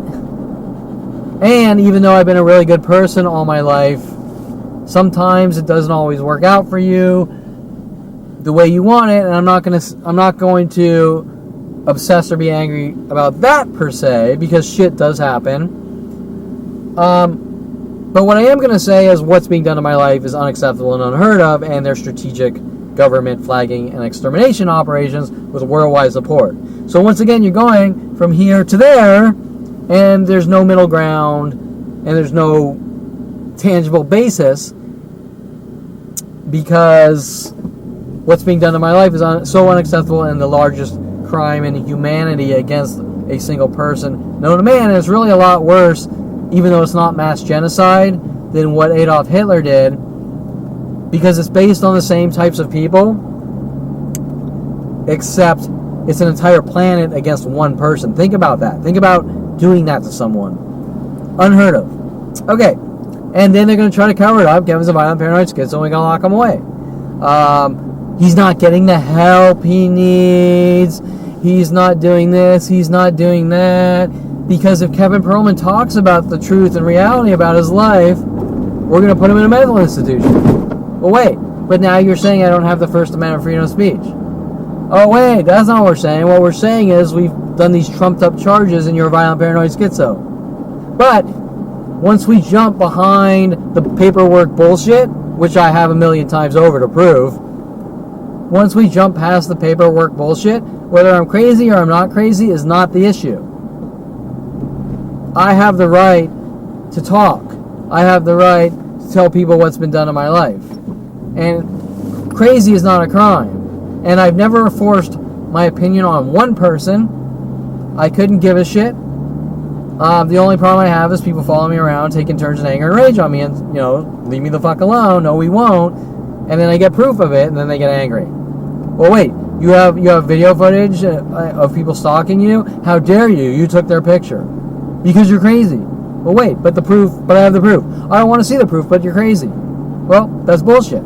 That's complete bullshit. And if I have the proof, then I should be allowed to walk into a police station with the fucking proof, and they should do the job that my tax-paying dollars pay them to protect and serve me. Period. There's no if, then, but. There is no middle ground. Oh, and by the way, the police running around saying, Kevin, we don't have to help you, is a lie. I've had multiple police officers, like Officer Lee from LAPD, say, Kevin, we don't have to help you. I had the information on USB assault and battery on a USB jump drive. I tried to hand it to Officer Lee. No, I don't want it. We don't have to help you. Well, yeah, you do have to fucking help me. And then I walk into Topanga Division to the detectives. I was just attacked, blah, blah. No, you weren't. We don't have to help you. Oh, you're trying to force yourself on us? You're trying to force yourself onto the LAP to get you to stop people from hunting you down and killing you? How dare you? Wait, hello? Did I miss something? You're trying to make this my fault by walking in to the fucking LAPD or any other police division and asking for fucking help? You're going to hunt me down and eradicate me for asking for fucking help. Right? Kevin, you're not allowed to defend yourself. Right? Okay. Now, the judicial system's not going to like my talk right now. And they're going to probably try to throw me in jail or mental institutions for simply stating it for how it is. Which tells you more of what you need to know. That I'm being hunted. Because nobody behaves this way. Especially the police. Okay. Now, back to the LAPD. We don't need to help you. Well, there's a term for that. And it's called negligence. Or gross negligence. They saw a crime being committed. They looked the other way. And by the way, Officer Lee, the guy that attacked me, walked by Officer Lee. And I said, that's the guy, even though it was on video. And Officer Lee just ignores it. And then he tries to belittle me and make me look crazy. Well, it's irrelevant if I were to be crazy or not, because people, even more so if you're crazy, people actually go after people there's a lot of insecure people that go after things they don't understand, and so there probably are people that are crazy, that people that feel that they're important attack, right? Okay, do you understand what I'm saying? So, the point is that my entire life I've sort of accepted everyone, not everyone, but I've been nice to everyone. I'm nice to everyone. I'm accepting. If I feel like I don't mess with you, I just don't want to be around you, but I'm not a mean person. I'm a very, very nice, polite person. So I can't understand that thing in people's brains where they lash out in anger and rage at anyone that's different. But whatever, I'm not going there. What I'm going to say is that there are a lot of popular people that shit on the underdog or the non-popular people or the people that are different, right? So, is it the police's job, oh, you're crazy, so I'm not going to help you? No, because then the police are bullying trash, right? Okay. Even more so, the police, if you were to be crazy and you come in with video being attacked, the police should take the fucking video even more so. Okay, so what does that tell you? It tells you that there's a government agenda to remove me from society And Kevin, you're not allowed to defend yourself. Okay, well, this has to come from somewhere. I mean, I can't... Was my father hiring creative writers like Darren Moselle to say I, like, raped and killed women or something? Actually, yes. Yes, that is the case. All these people were involved in these things. I can't tell you the specific on paper what was said, but I can piece together a lot of... from the innuendos and attacks over and over with worldwide support, the types of things that are happening. And then they'll say, well, Kevin, you were never directly said anything. Okay, well, life is not black and white. People don't always tell you their agendas, if that makes sense. Sometimes you have to read in between the lines to figure shit out. And that even applies for dating and sex, for that matter. Okay, let's see, where was my next topic? How do you live like you do? Yeah, a psychotic murdering father with a god complex that thinks he's a judge, and he's like, Dr. Giggles would be a good analogy for my father, right? Okay, if any of you have seen Dr. Giggles, it's like an 80s or 90s horror movie. Okay, how do you live like you have a problem too, we did that. Father working with David Greenstein, we did that. The public nuisance cover-ups, we did that. I'm the only one who's not a public nuisance. Even with the amount of fucking severe abuse they've done to me, I'm still not a public nuisance. How do you fucking answer that one? Okay? And to them, picking your nose wrong is a public nuisance, or going out to the beach and taking a picture of the sunset, and maybe some people are walking by your camera. So to them, if those people got in your frame or tried to get in your frame, they would say, Kevin, you ruined these people's lives and you're a public nuisance, and we're going to lock you away and incarcerate you for life. Shit that's unheard of, right? That's like saying you blinked wrong and we're going to rid you of the world. It's not about blinking. It's about I hate your fucking guts so you don't talk. You're a snitch, you're dead. We're going to hunt you down and eradicate you for what you know. For what you know. For what you know. For what you know. For what you know. So I had to make a point. For what I know, like things like Mr. Quigley told to tell me to punch Paul Schaefer in 10th grade, and him failing to try to fucking get me in juvie and shit like that, right? Shit that's unheard of. And I can go through like 100,000 of these fucking things. Okay, so... And sorry for my language. Maybe I'll do like a fuck jar or a dude jar, and every time I say fuck or dude, I'll put 5 cents in it. Okay, and then I'll stop saying fuck, but who really cares, because we're not on commercial television, so really you can say fuck, and nobody gives a shit.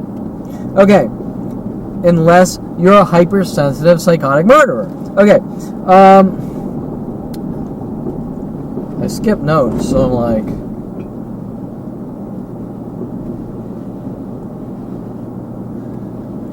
The game, Tactic, and Jason Gordon. I think I sort of started some of this last topic, but I can't remember how much I talked about it. And I think I missed some, although I can't remember what I was saying. Let me just double check my notes, because that's at the end of my notes here. They're pretty short, actually, compared to usual. Just going to go through the list here.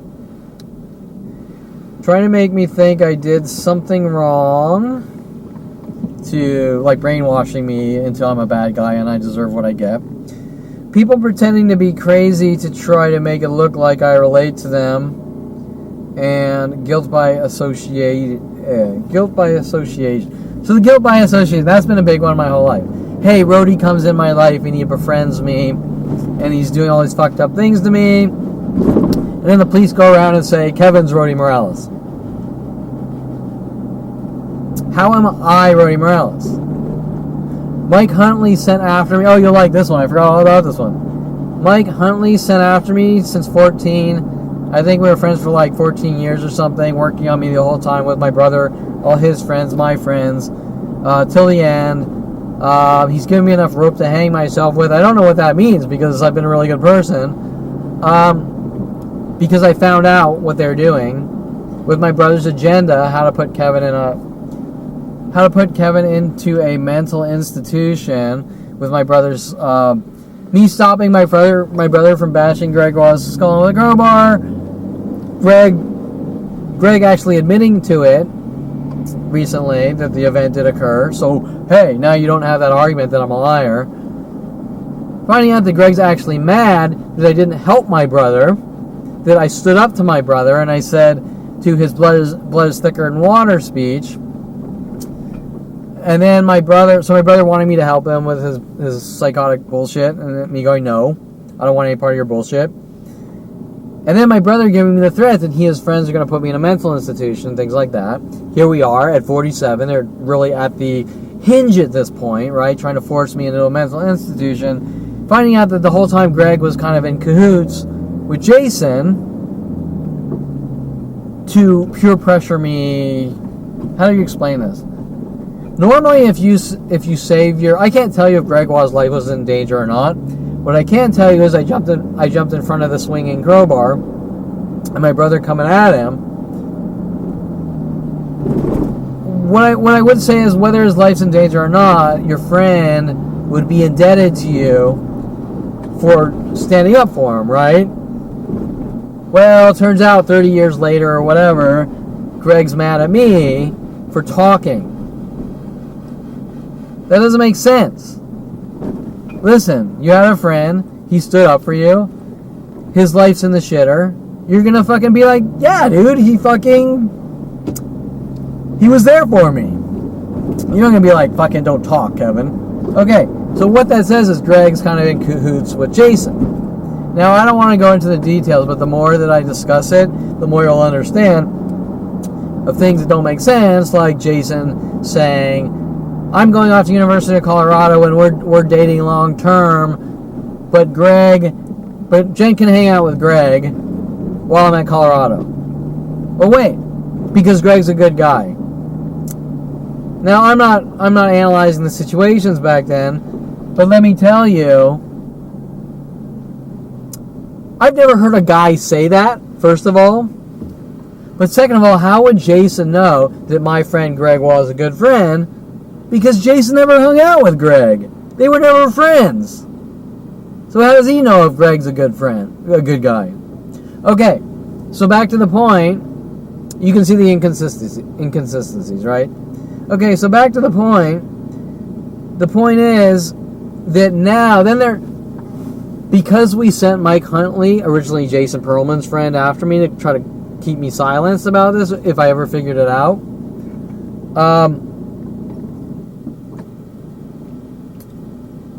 My middle name is Michael, which has no relevance or bearing to jack shit at all. So at one point, the police and LAPD were playing this game that I'm schizo. Turn left. I'm schizo because my middle name's Michael, and Mike Huntley doesn't really exist.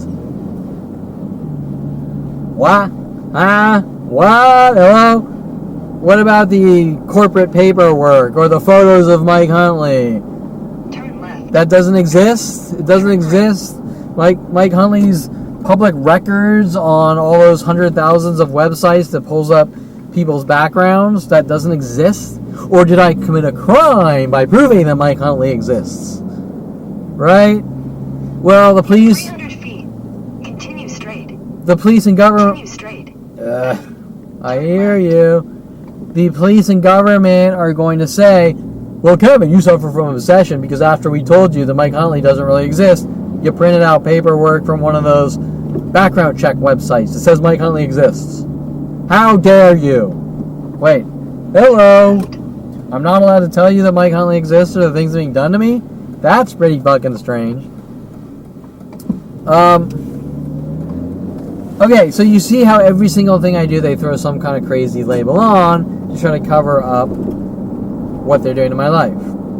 Now, I've never heard of a judicial system that hunts down and tortures and eradicates good, decent people and the innocent, or tries to collect something like, well, when you're 10, you picked your nose, so that guy bashing your skull with a crowbar at 47, he's allowed to do it. Right? And how would they have that information? Well, like, didn't see is arresting me a couple of years ago and asking me about T1 class or Sunny Skies Day Camp because he's mad that I kissed a black girl when I was 8 years old and she was obviously 8 too. I mean, how dare I? Okay, if I'm 47 and some cops hunting me down because I kissed a black girl at 8 years old, not only is that like unheard of, yeah, I mean, there could be a white supremacist out there like that, but that's not what's going on here, right? Okay? They're trying to cover up what they've been doing to my life. Okay, so that was the... Because I let Mike Huntley in my life and he was hunting me down, I'm Mike Huntley. Because Jason Perlman is a psychotic murderer, obsessed, full of rage, and wants his younger brother dead since 5 years old, I'm Jason Perlman. Because Sean Dinsey arrested me, I'm Sean Dinsey. And it's your fault, Kevin, because you got arrested. Wait, I don't see how some paid-off piece of crap cop hunting me down with 100 billion other cops and worldwide support, I'm in control of their actions.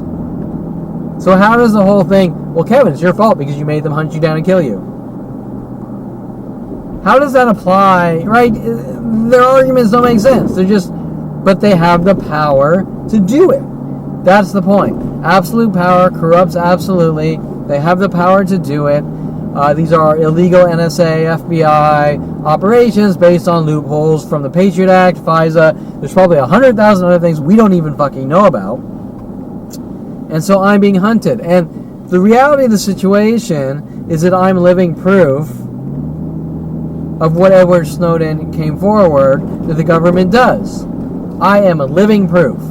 Okay? Well, Edward Snowden is kind of the genius and the developer of some of these things.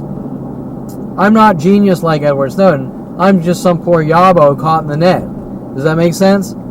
I was born, I was flagged at 5 by the psychology community and government. Rid Kevin of the world. I turned 29. Something's very fucking wrong. I put a lot of the puzzle pieces together going back to a young age. They don't want me looking back because they then play the Kevin suffers from obsession card, right? Kevin suffers from obsession card for looking back at his life and going, wait, that's not right. That's not right. That's not right. That's not right. Kevin, you're not allowed to look back. And if you use your old noggin here, we're going to dose you up on as much medication until you can stop thinking and put you in a bouncy room. Right? Okay, that's the reality of the situation. Lock this guy away for what he knows. I am living proof of what Edward Snowden came forward about. The government doesn't want me talking. They refuse to leave me alone with these mass terror armies. They will arrive at your destination. They play these games about we want Kevin to get help. But what help do I get with your worldwide mobbing operations? And even if your worldwide mobbing operations stop, there's still the whole aspect of I'm known worldwide by people going, I don't know you, and you're my slave. You get the idea, right? These how do I say this? These tactics designed by the government and psychology community are designed to eradicate. They're designed. Once you find out, you're a dead man, and there's no unfinding out. Okay, the first thing is they want you to find out because they keep doing it more and more with larger and larger groups.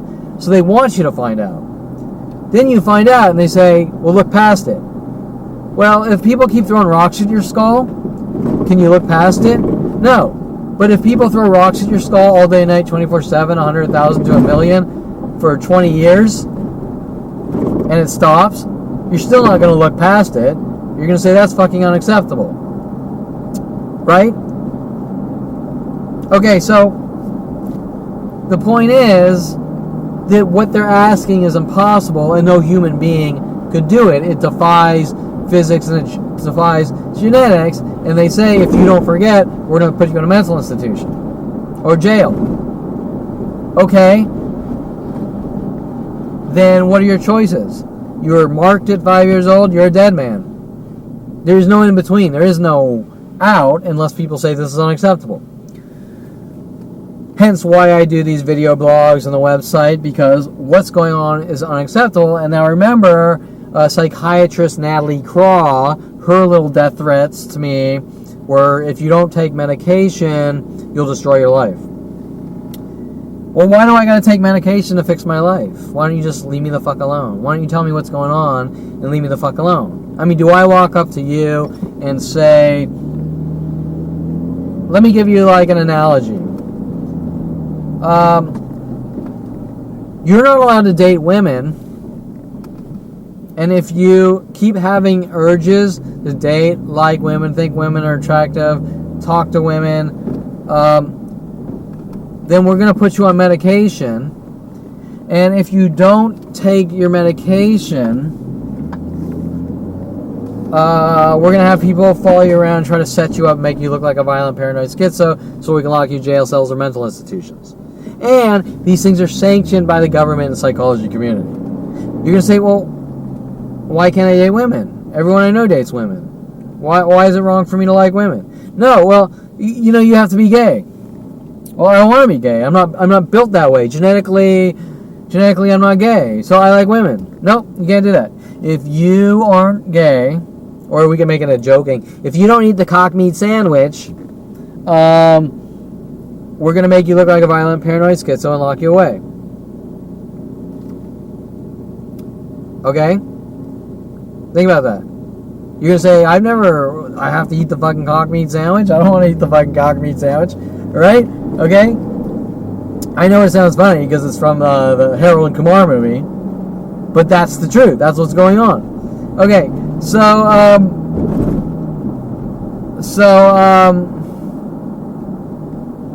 I've made the choice. I don't want the fucking cock meat sandwich, right? That's equivalent. I'm being hunted worldwide for not eating the cock meat sandwich or whatever, right? Use that as an analogy based on what's being done to my life since 5 years old.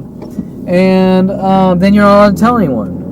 But wait, you have worldwide fucking support, and I can't tell anyone? I can't tell anyone that they've been lied to, that everything you've told them is lies, that I'm a really good fucking person, that this is not justified? It could never be justified. Right? Okay, so, there you go. They want to eradicate me for just knowing and finding out that they've been hunting me to eradicate me. That's the scary truth, the ugly truth. Okay, so where are we? We're just doing our checklist here. You have a problem too. I think I kind of talked about the levels of ratcheting that they've been doing to me since 5 years old. You farted wrong, you blinked wrong, you burped wrong, you breastfed wrong. We're just looking for justifications for your eradication.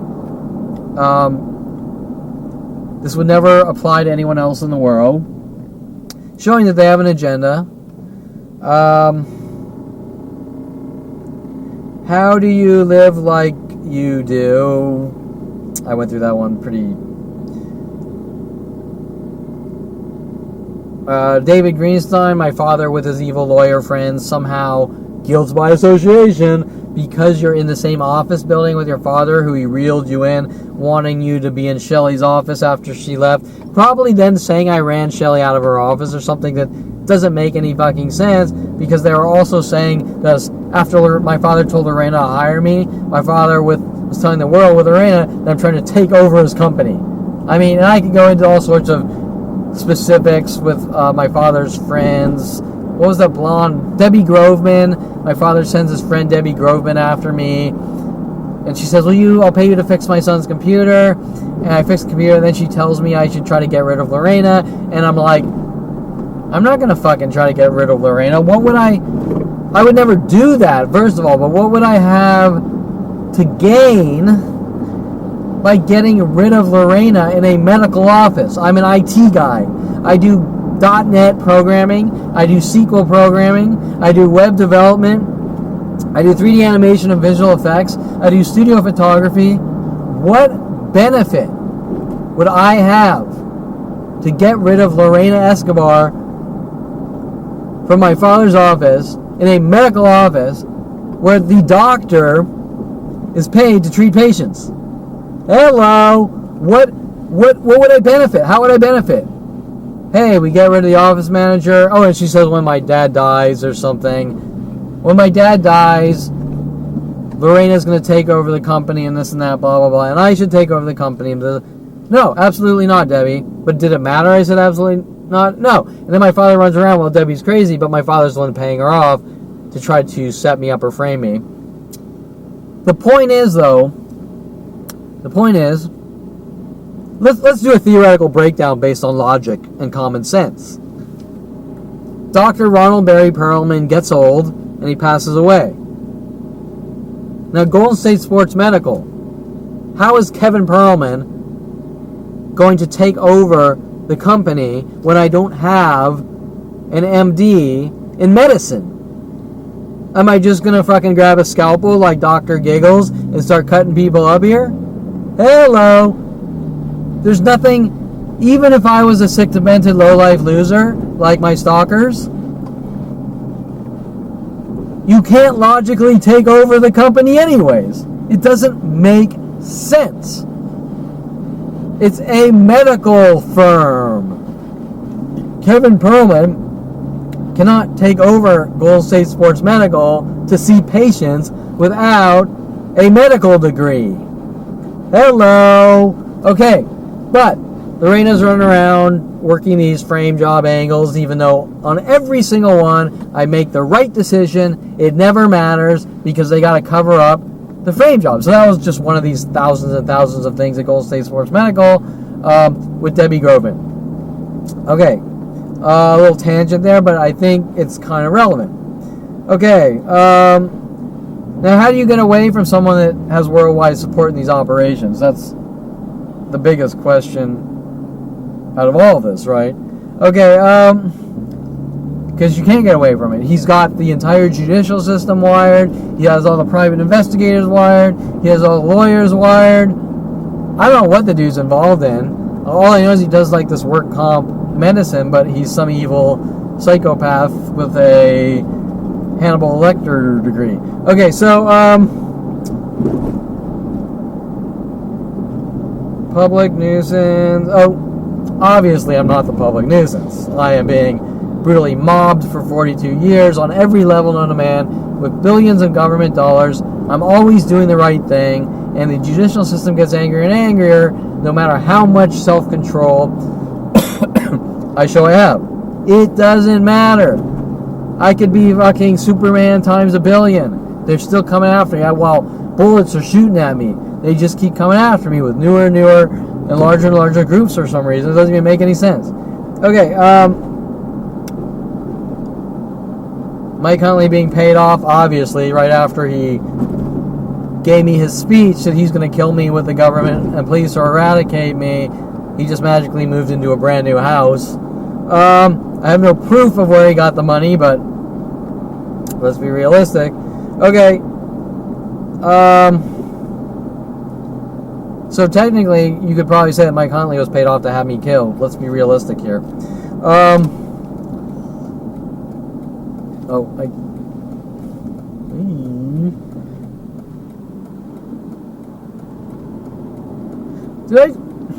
don't even think I really made it to the game tactic, did I, with Jason Gordon? Okay, so let's just kind of briefly... Actually, I'm going to look up an address really quickly because I'm going the wrong way.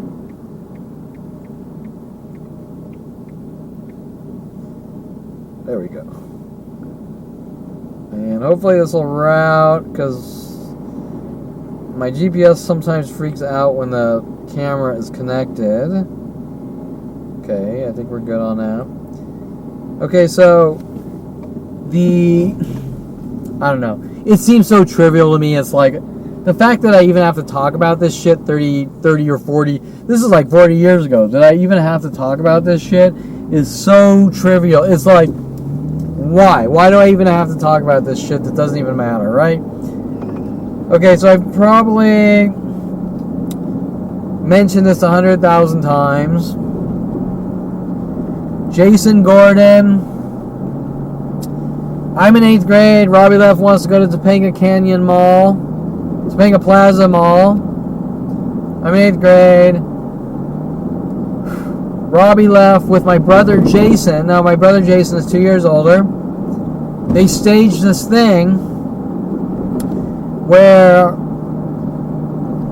they have Jason Gordon in my brother Jason Perlman's class come down to Topanga Plaza Mall. Now, Rob Leff, for some reason, sees him and he goes off and he's talking about how Jason Gordon's a loser and this and that, blah, blah, blah. Okay, well, first of all, let's keep this in context. I'm not 47 years. 40 years ago, I wasn't 47 years old. I was maybe 8 to 10 years old. I'm in 8th grade. You do the math. 8th grade.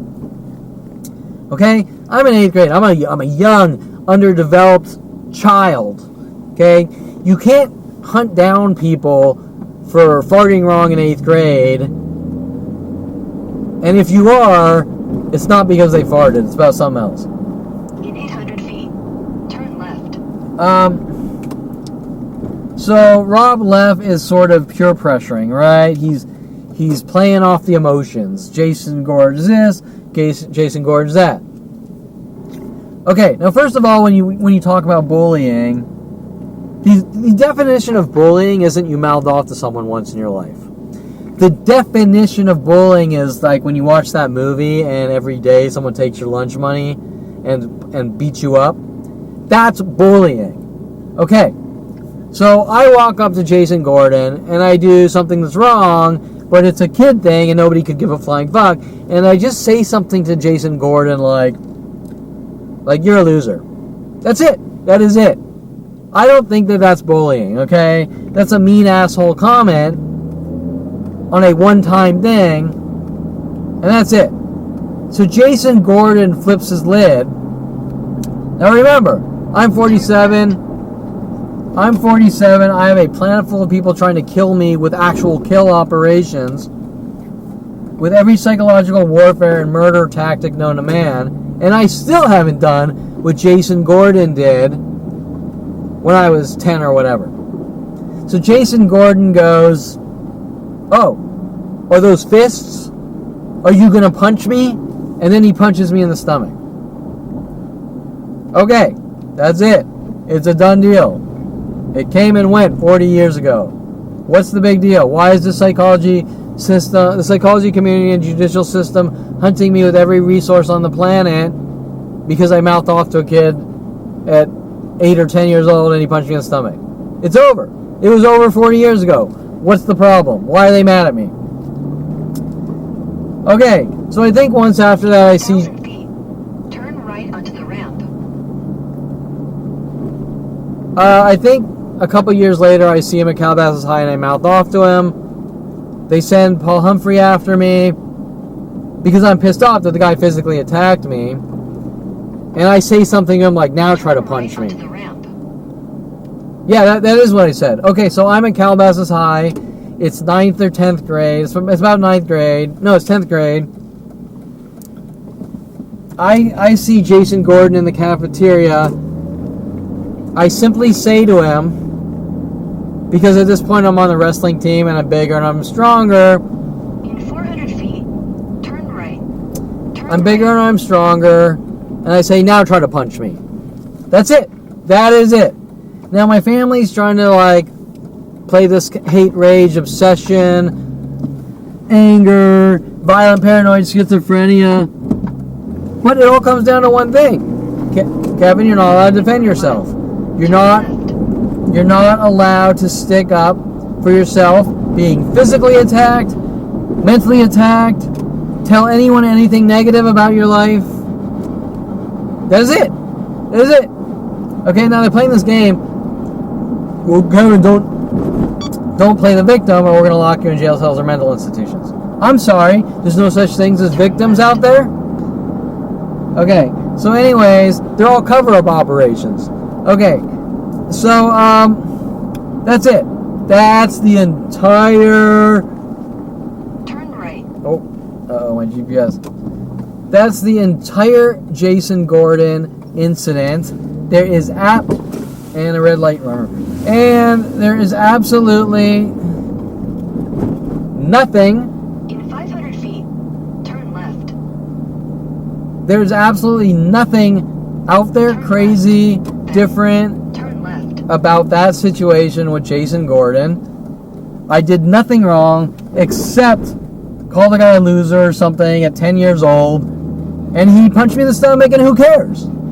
It's so far gone and over with. So why is the psychology community following me from place to place? You never think about this. You never talk about this while we try to guilt you about it, saying that you're a horrible, violent, paranoid schizo. Okay, well, now you can put the puzzle pieces together that they were sort of conspiring together to try to make me look like a violent, paranoid schizo, because at the same exact time, once again, we're talking about bullying, but none of these are bullying things, based on what a bully really is.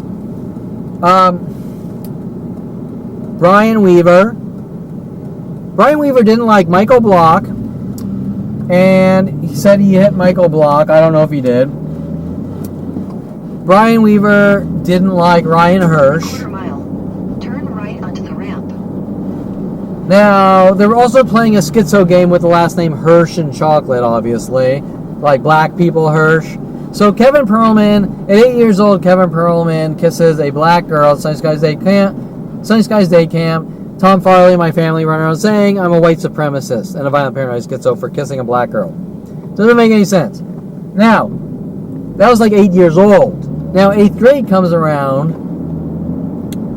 Brian Weaver is told, just like Tom Farley with Tracy Picos, doing those things, Brian Weaver is told to kind of sort of bully Ryan Hirsch for a day.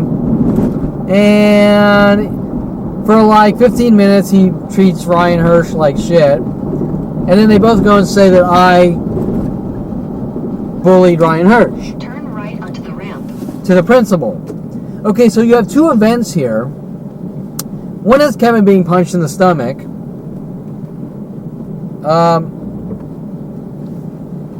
One is Kevin being punched in... Yeah, you know, I did initiate it by saying the guy's a loser. But you think...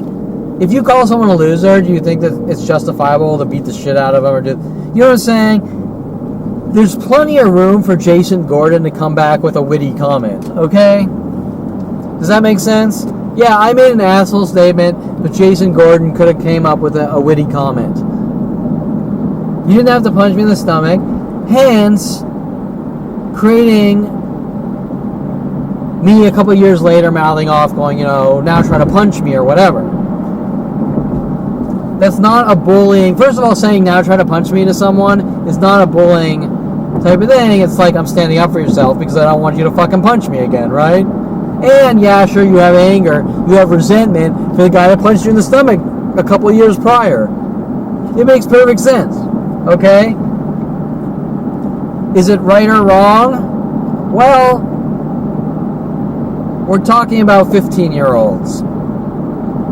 You understand? If I told you all the shit that did happen in high school and middle school that around me is a million times worse than anything I did. But nobody cares about that. Okay. But the point is that these are normal daily things. These aren't movie scenes, okay? These are normal things. Nobody cares. People don't follow you around. We're going to eradicate you because you're a bully at 8 years old.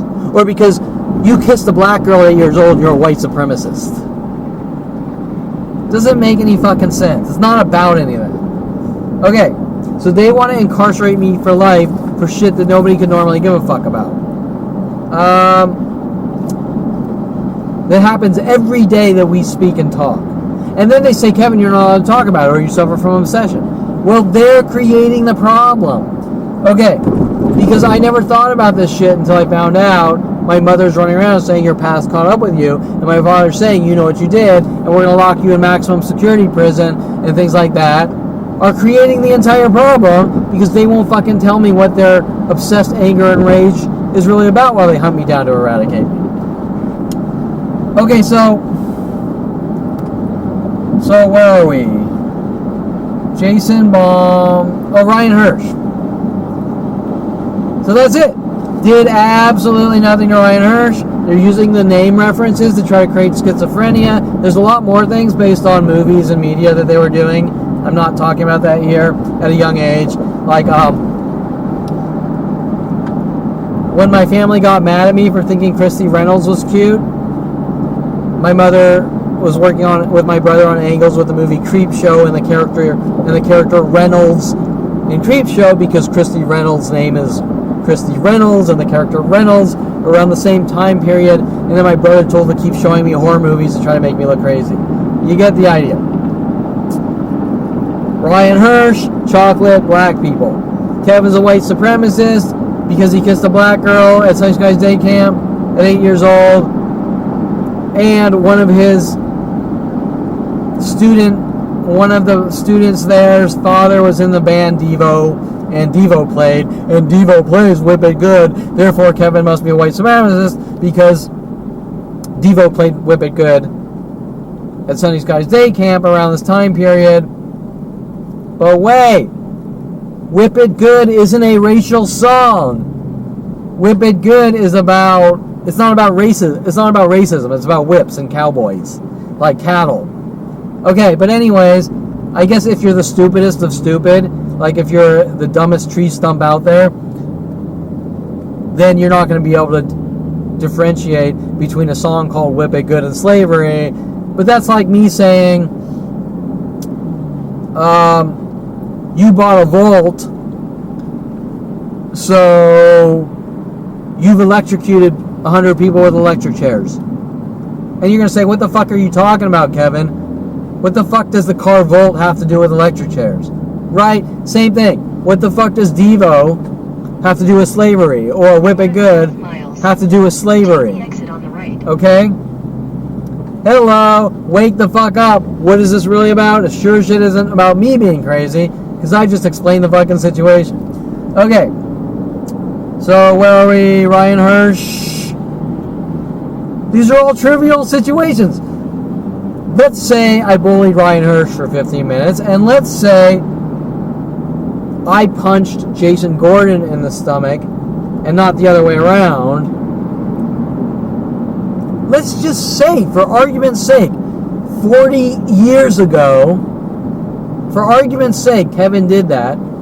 You really think that the government and judicial system and Anita Perlman and Ron Perlman and Jason Perlman are going to run around going, Kevin's the bad seed, look what he did to Jason Gordon 40 years ago?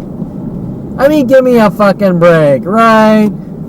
So, we don't really need to talk about the movie Ted and Flash Gordon or anything like that, if you know where I'm going with that, and I'm sure you do. But I'm gonna kind of end this here. I just sort of wanted to go down a bunch of random notes. I always do these random notes. The judicial system gets really mad about this. Kevin, you can't have diary entries. You can't have video blogs about your life. My mother runs around making up every lie with the rest of my family about me, and then she calls me a fucking liar. I mean, Jesus fucking Christ, these people.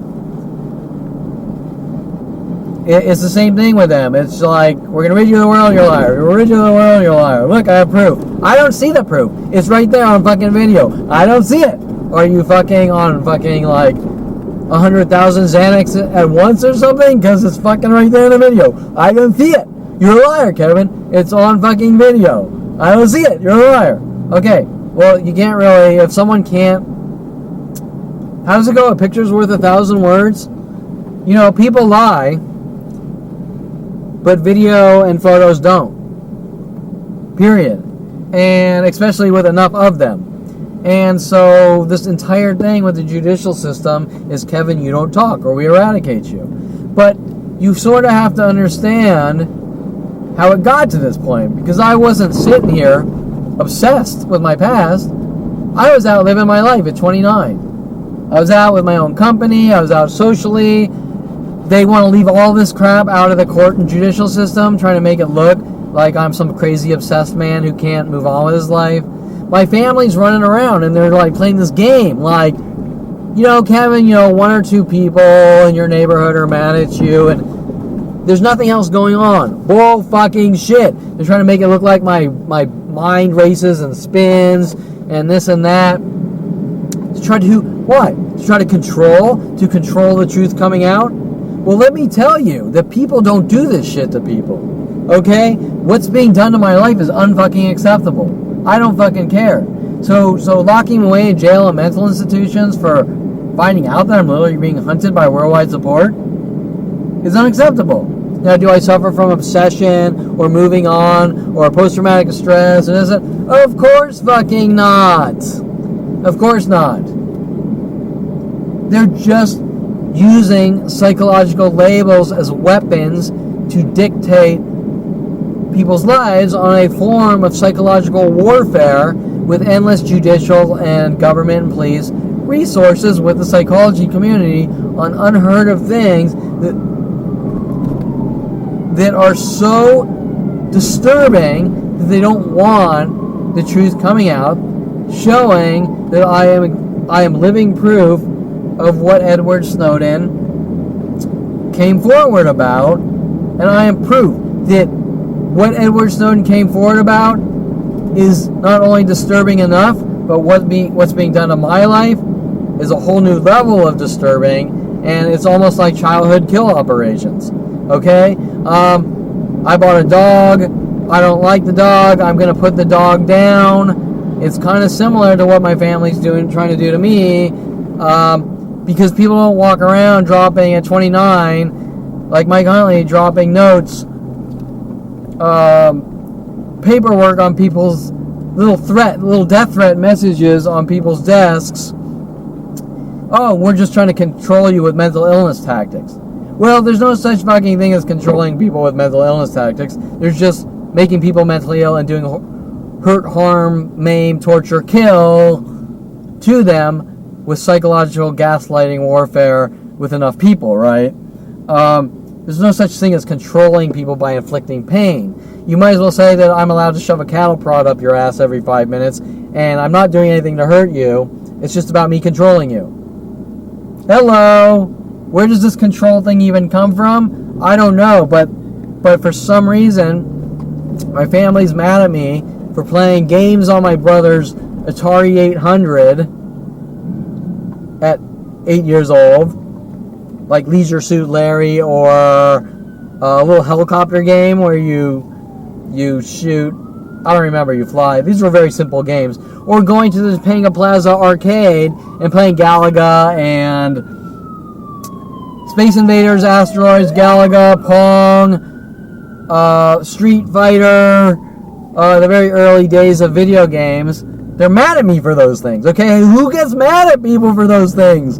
Who gets mad at people for going to arcades and cashing in $5 and getting quarters and going to Topanga Plaza Mall or wherever arcade and putting quarters in machines? Who cares? Right? Anyways, I'll end it here, but the point I'm making is that the level of trivial pursuit here against Kevin Perlman is like disturbing. It's like, you're hunting me down for playing video games. You're hunting me down for listening to music. You're hunting me down for watching movies. You're hunting me down for any piece of artwork ever created. You're hunting me down for calling a girl a bitch or something. You're hunting me down for telling Skylar, Stephanie, never call me, never fucking message me after her telling me, Kevin, if you want to be my friend, I'm going to treat you like shit, and we're going to skull fuck you with the police and government and have you killed. It wasn't directly said like that, but that's what she was working on with the police and government. And then poor Skylar, I've supposedly done all these things to her, like everyone else on the planet. Did absolutely nothing to this person, but not give her what she wanted. Some guy to love her, date her, buy her a house and cars or whatever, okay? She didn't get what she wanted. So killing me with the police and government is her agenda, but this isn't one psychotic murderer with billions of government dollars. It's every person I've ever had contact with since 5 years old, while my brother makes his little Psychos movies to put me in, while Darren Moselle holds up a knife to my throat saying, let's make Kevin the 5th member of the Bee Gees or something like that. Now, I didn't run around with post-traumatic stress going, Dan Moselle needs to die, or I never even fucking thought about any of this shit until turning 29 with Mike Huntley, you're a fucking dead man. My mother saying my past caught up with me, my father saying I know what I did, and 100 other similar things like that at 29, and then them backtracking when they couldn't get coerced false confessions. Kevin, you're crazy and you had a psychotic break and you need to die and be locked away. With all sorts of threats from people like Adrian Olivares showing me visual threats with the movie Quills and things like that. And then they try to turn around if I say, let's go to a movie. Look what Kevin did to me. Okay, so everything's turned around on me. This is the way it's been since 5 years old. These psychological warfare and info operations have been dialed in since 5 years old to ratchet down, torture, and kill with psychological warfare operations, or lock people away in cages or mental institutions for absolutely no reason at all, based on government flagging and targeting. That is it. That is it. If someone wants to have an actual realistic argument based on logic, fact, specifics, I'd love to hear it. But the reason none of my accusers ever want to talk about specifics or situations is because the story will always come out the same based on facts, evidence, or my actions that I didn't fucking do anything wrong. So they always leave out the argument. Example, in the courtroom, why did they leave out the argument that this started at 29 when I had my own company, went to University of Colorado, worked for Universal Studios, worked for Modern Video Film, worked for 3D animation firms in Thousand Oaks, Simi Valley, with David Hare, Wild Hair. Why is that all left out of the context or the argument? The argument isn't Kevin's a crazy space cadet who walks around skipping and frolicking and humming Fly Me to the Moon while trying to jump into the gravityless air. The reality of the fucking situation is I have my own fucking company. I went to University of Colorado. I studied a split major of a BFA in art and for electronic media with a background in computer science, which I actually kind of sucked with computer science. And I think, like I said to Susan Donner, the devil's in the details, and her argument by making up lies to try to make me look crazy, saying, no, it's the angels in the details. Her argument, Dr. Susan Donner, criminal and murderer, psychiatrist, Dr. Susan Donner's belief system is you shouldn't know the specifics, you should just throw hate labels on people. Okay, well, that's what's fucking going on, because no one, especially with a psychology degree, or anyone who's in the psychology community, who's legit and not a quack, will tell you, peel an onion, people's lives are very complex, don't judge a book by its cover, and 100,000 other sayings like this, making the point that you can't fucking know anyone by the color of the skin, whether they shaved, what hat they're wearing, if they're wearing a watch, if they have arm hair, if they're wearing straggly clothes, if they're wearing a Armani suit. That does not define you. Those labels and that clothing does not define you. Who you are defines you, and what's being done to my life defines them, period. The end. So when my family's running around with their vague labels, Kevin, you're a criminal. 800 feet. You will arrive at your destination. Kevin, you're a criminal. Why am I a criminal? I can't answer the question. Kevin, you're a liar. What have I lied about? I can't answer the question. Kevin, your past caught up with you.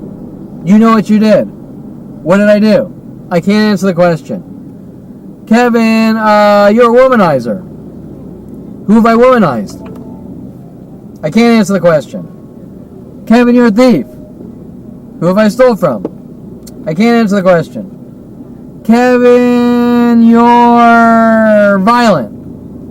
I'm violent. Okay, what have I done? I can't answer the question. Kevin, you're paranoid. Why am I paranoid? I can't answer the question. I can kind of sort of answer the question. At 29, you changed. Okay, but Mike Huntley said these things happen. Brody Morales came in my life trying to plant trash bags full of marijuana in my house with the police. All these other things happen. I don't know about that. You're paranoid. Wait, so you're not interested in the facts? Kevin, you're schizo. Why am I a schizo? I can't answer the question. Kevin, you suffer from anxiety. Why do I suffer? How do I suffer from anxiety? I can't answer the question. Kevin, you have post-traumatic stress syndrome. How do I have post-traumatic stress syndrome? I can't answer the question. Kevin, you're an asshole. How am I an asshole? What have I done? Kevin, I can't answer the question. Kevin, you're abusive and force yourself on people. How have I done that? I can't answer the question, but although we did get to the desperation point of making up lies that you supposedly tried to force cards on people, which is the stupidest fucking thing I've ever heard. That's the only thing. How does one force a card on someone? Think about that. First of all, is there a crime for forcing cards on people? Is there the force card on people crime? Right? I mean, let's think about this. What does it take to force a card on someone? Well, I can tell you what's been done to me, but there's no forcing card on people crime. Girl in Starbucks. I hand out a card to a girl in Starbucks. She takes it. She takes it willingly, and then she starts asking me questions like, so what's been done to you, blah, blah, blah. And then once I mention the name Sean Dinsey, and I think this is the same girl who was calling me a dirty Jew and things like this, following me around a car. I'm not 100% sure on that. Once she realizes that I can factually and logically explain the situation, not crazy vague bullshit like they do to me. When she sees that, she gets mad and she says, I don't want your fucking card and you're a piece of shit, blah, blah, blah. And I kind of put my hands like whatever, you do, throw it away, do whatever, I don't care. And she starts throwing her body up against mine, right? She's throwing her body up against mine. I'm like this. And, she's trying to force the cards in my pocket and weird things like that. I'm just like, she's jumping at me. She's already assault and batteried me. Finally, she gets really angry and she slaps me. Of course, half of this is on video, but even if you were to get the Starbucks videos, you would see her blatantly attacking me. And my guess is LAPD probably has the videos and they're trying to suppress it and hide it.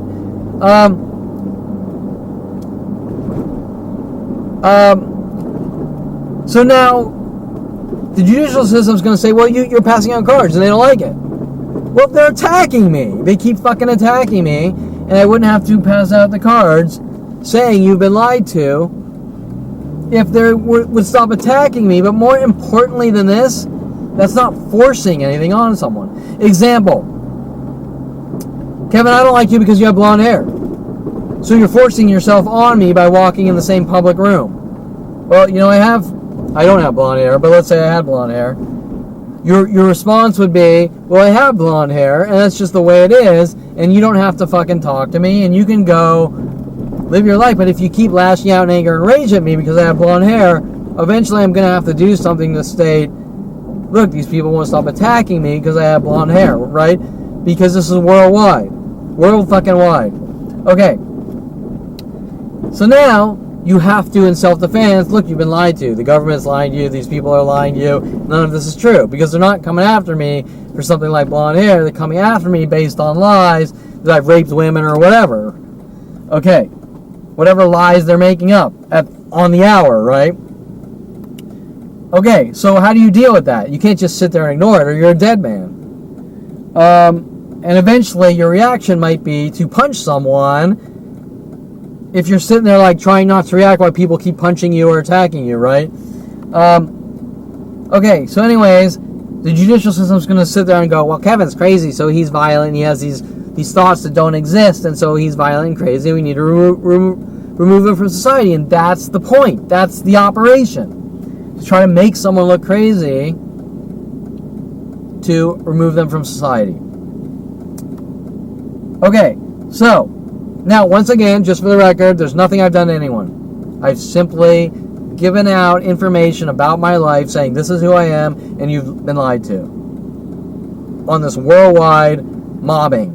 42-year world, exponentially growing 42-year worldwide mobbing. All I've done is give out the truth.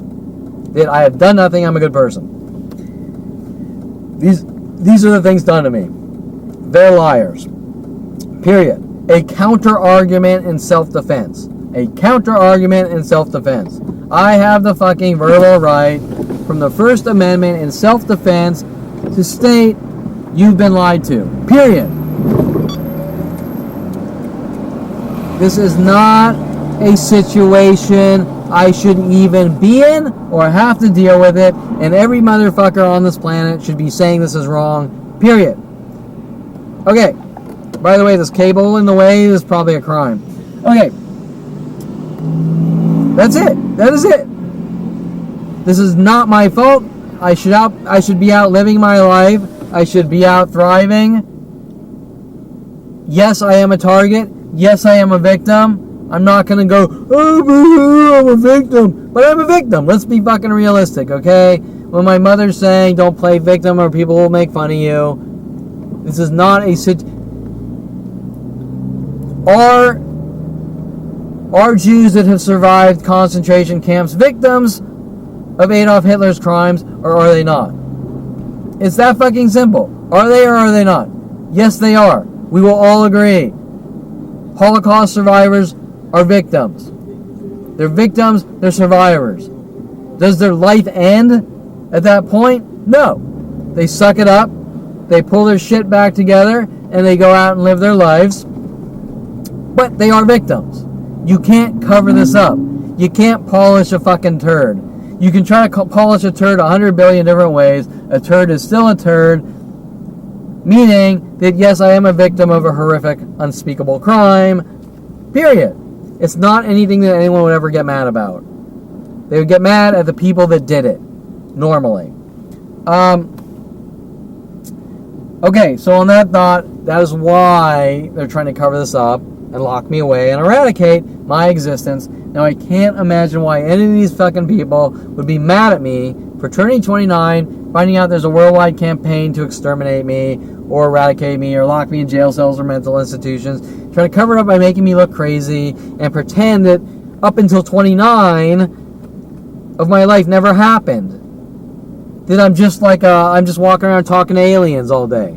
Hello, I went to fucking University of Colorado. Okay? I took Pascal programming.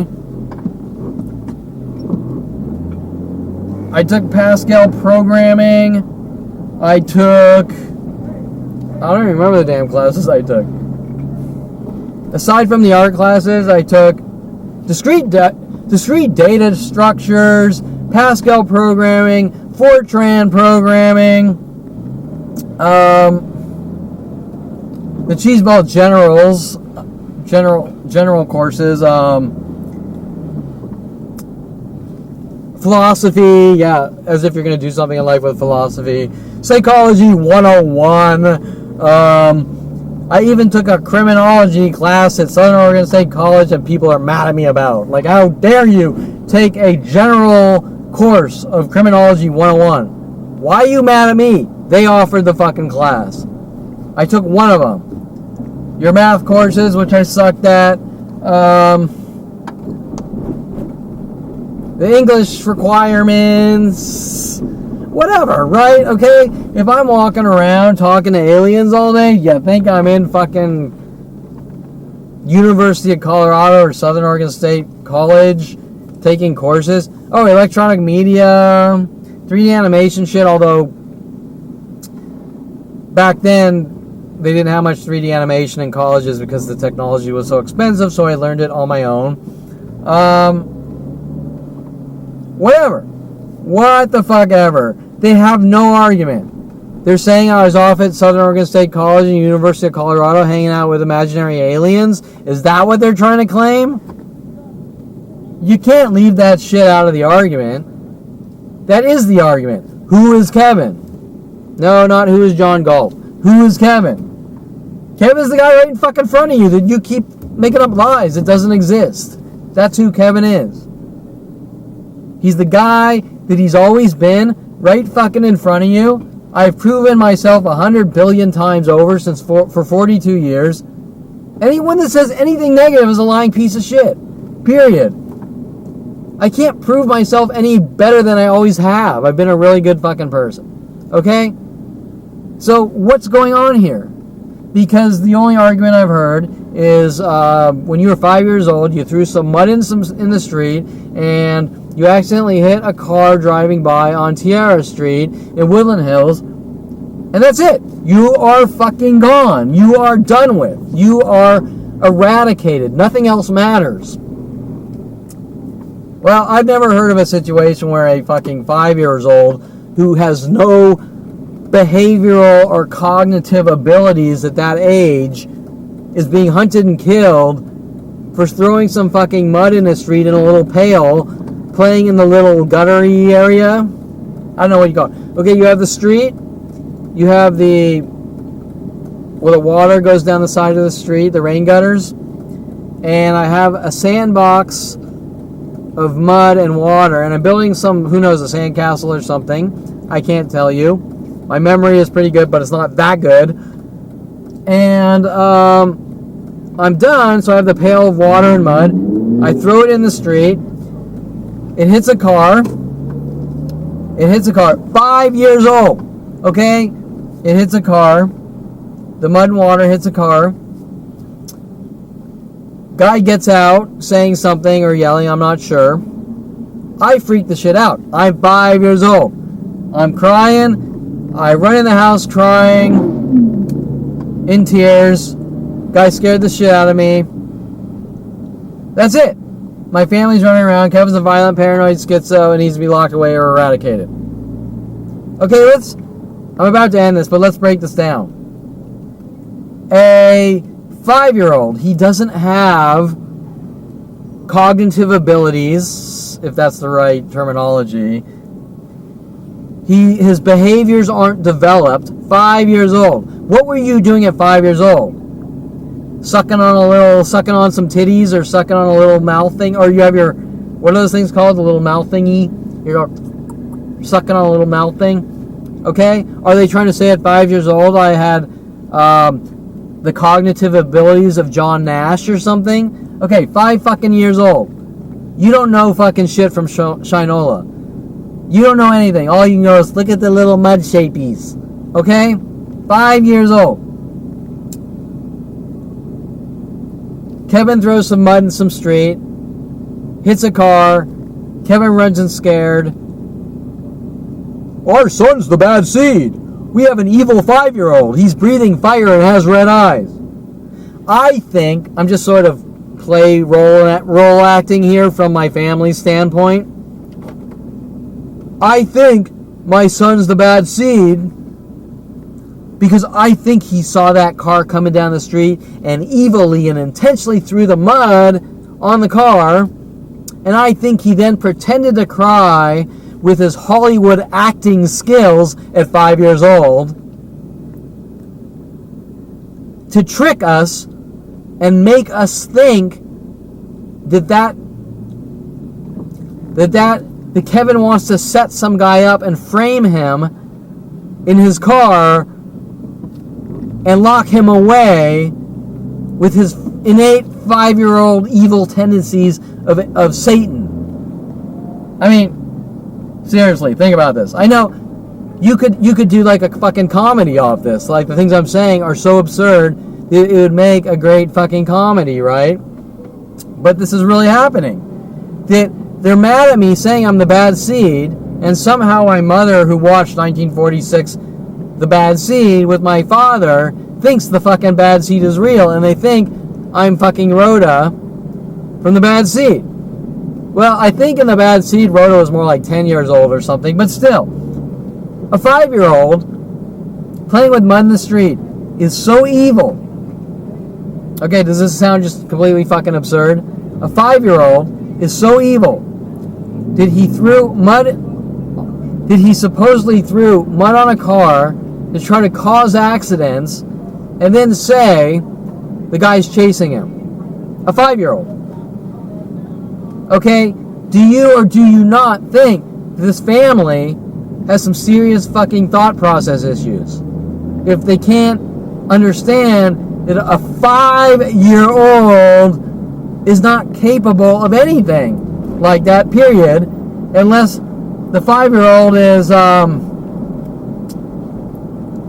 what's that cartoon, the something guy, or there's a cartoon where there's a baby and he's like a fucking genius with perfect speaking skills. The Family Guy, right? The Family Guy, the baby and the Family Guy. Unless I'm like the baby and the Family Guy, which is fiction, it's not real, the show isn't real. Unless it's a cartoon, it's not real. Unless I'm like the baby and the Family Guy, an evil John Nash baby at 5 years old on Tiara Street, trying to cause accidents by throwing mud in the street. I mean, let's be fucking realistic here. And what if I was 5 years old and did get some urge to fucking throw some mud in the street or on a car? I mean, all these scenarios are the same. Even if their lies are true, you still wouldn't give a shit. You'd be like, okay, move on. Let it go. We moved on. We've moved on from 5 years old. He's now 6. Okay? He's 6 and he's 6 and he's swinging on the swings in his little special classes correctly, and he's 8 and he's 8, he's showing affection by kissing a black girl, and he's 10 and I don't know, where the fuck was I in 10? I don't know. He's 10 and everything's great. No, we're stuck on 5 years old because he's the baby and the Family Guy, and he's a brilliant, evil genius who throws mud, tries to cause accidents at 5 years old. He likes to cause accidents at 5 years old with his evil Satan thought process at 5 years old because he's superly developed and brilliant like the baby and the Family Guy. I mean, you're like, fucking let it go already. Move on. Fucking deal with fucking reality here. What kind of fucking family are you? Did you watch The Bad Seed and you think it's fucking real here? Okay, so from 1946, and by the way, I was born in 72. So if you want to understand the people from that have watched 1946 movies, well, they're a lot older than me, let me tell you. Okay, so I think I'm gonna sum it up here, because the absurdity, like everything else, is that Kevin's the bad seed because of this 5-year-old throwing some pale mud in the street, and there's a worldwide campaign saying, Kevin, you're a brilliant devil child, like Lex Luthor. I'm sorry. Those fuckers have watched too many movies. That's all I can say. And they watch the fucking Family Guy and they think the cartoon is real or something. Because if you're stating that I'm an evil devil child for throwing some mud in the street and hitting a car, then I have to say that fucker is a danger to myself and others, or his self, others, and me, because you don't see me running around with these absurd fucking notions of just stupid moronic things that don't make any fucking sense, okay? And when you have weird psychopaths like Connie Raya in my father's office going, people who are factual and logical are crazy and need to be locked away, well, she's involved in something huge with my father. Okay, so anyways, as she states that she wants to put her brother in a mental institution because he's too factual and logical. Well, first of all, even though I'm about to end this, first of all, I am factual and logical, but I'm also very artistic, okay? So if I can do the art I do, the photography, and I'm also factual and logical, I think what that really says is I'm a well-rounded person that uses his left and right brain together like sane, rational human beings. Not that people really talk like this anyways, but you get the idea. Okay, so once again, all of this starts at 5 years old. The psychology community, my family with their psychology degrees, pure insanity, people that aren't well-grounded, that are just fucked in the head, and they sort of take out their insecurities, anger, and rage on their child, and they kind of want to cover this whole thing up, but it's way too late for that, because you can't cover it up, and shit just keeps getting worse and worse the more it's covered up, right? Okay, so it can't be covered up. The truth must come out. I am telling you the truth. The judicial system and psychology community want to eradicate me for talking about the truth. They've left me no choice in self-defense. There is no forget about it. There's no forget about it here. It's worldwide. Every person I'm in contact with worldwide. There is no forget about it. There's just the truth. And when I have to associate and relate and deal with people, those people have to be honest about the situation so that I can have a good life. And until someone can even try to tell me why I'm not allowed to have any type of life or a good life, then I'm willing to sort of start to listen to that. But the bottom line is their argument better start at the beginning and not the cover-up attempts at the end. Okay? It better start at 5, 8, 10. High school, Mr. Quigley told me to punch students and failing. All that shit. Not the bullshit cover-up operations from the judicial system, filing bullshit paperwork, trying to check me into mental institutions to get paperwork against me, fabricated charges about Terrence Scroggins, fabricated charges about Bailey Bernard, fabricated 42 years of lies to the world. It better fucking start from the beginning and ravel out to the end, and not start at the end and say, you're crazy because you supposedly did this. Bullshit. Okay, so I will end this there. Until next video blog.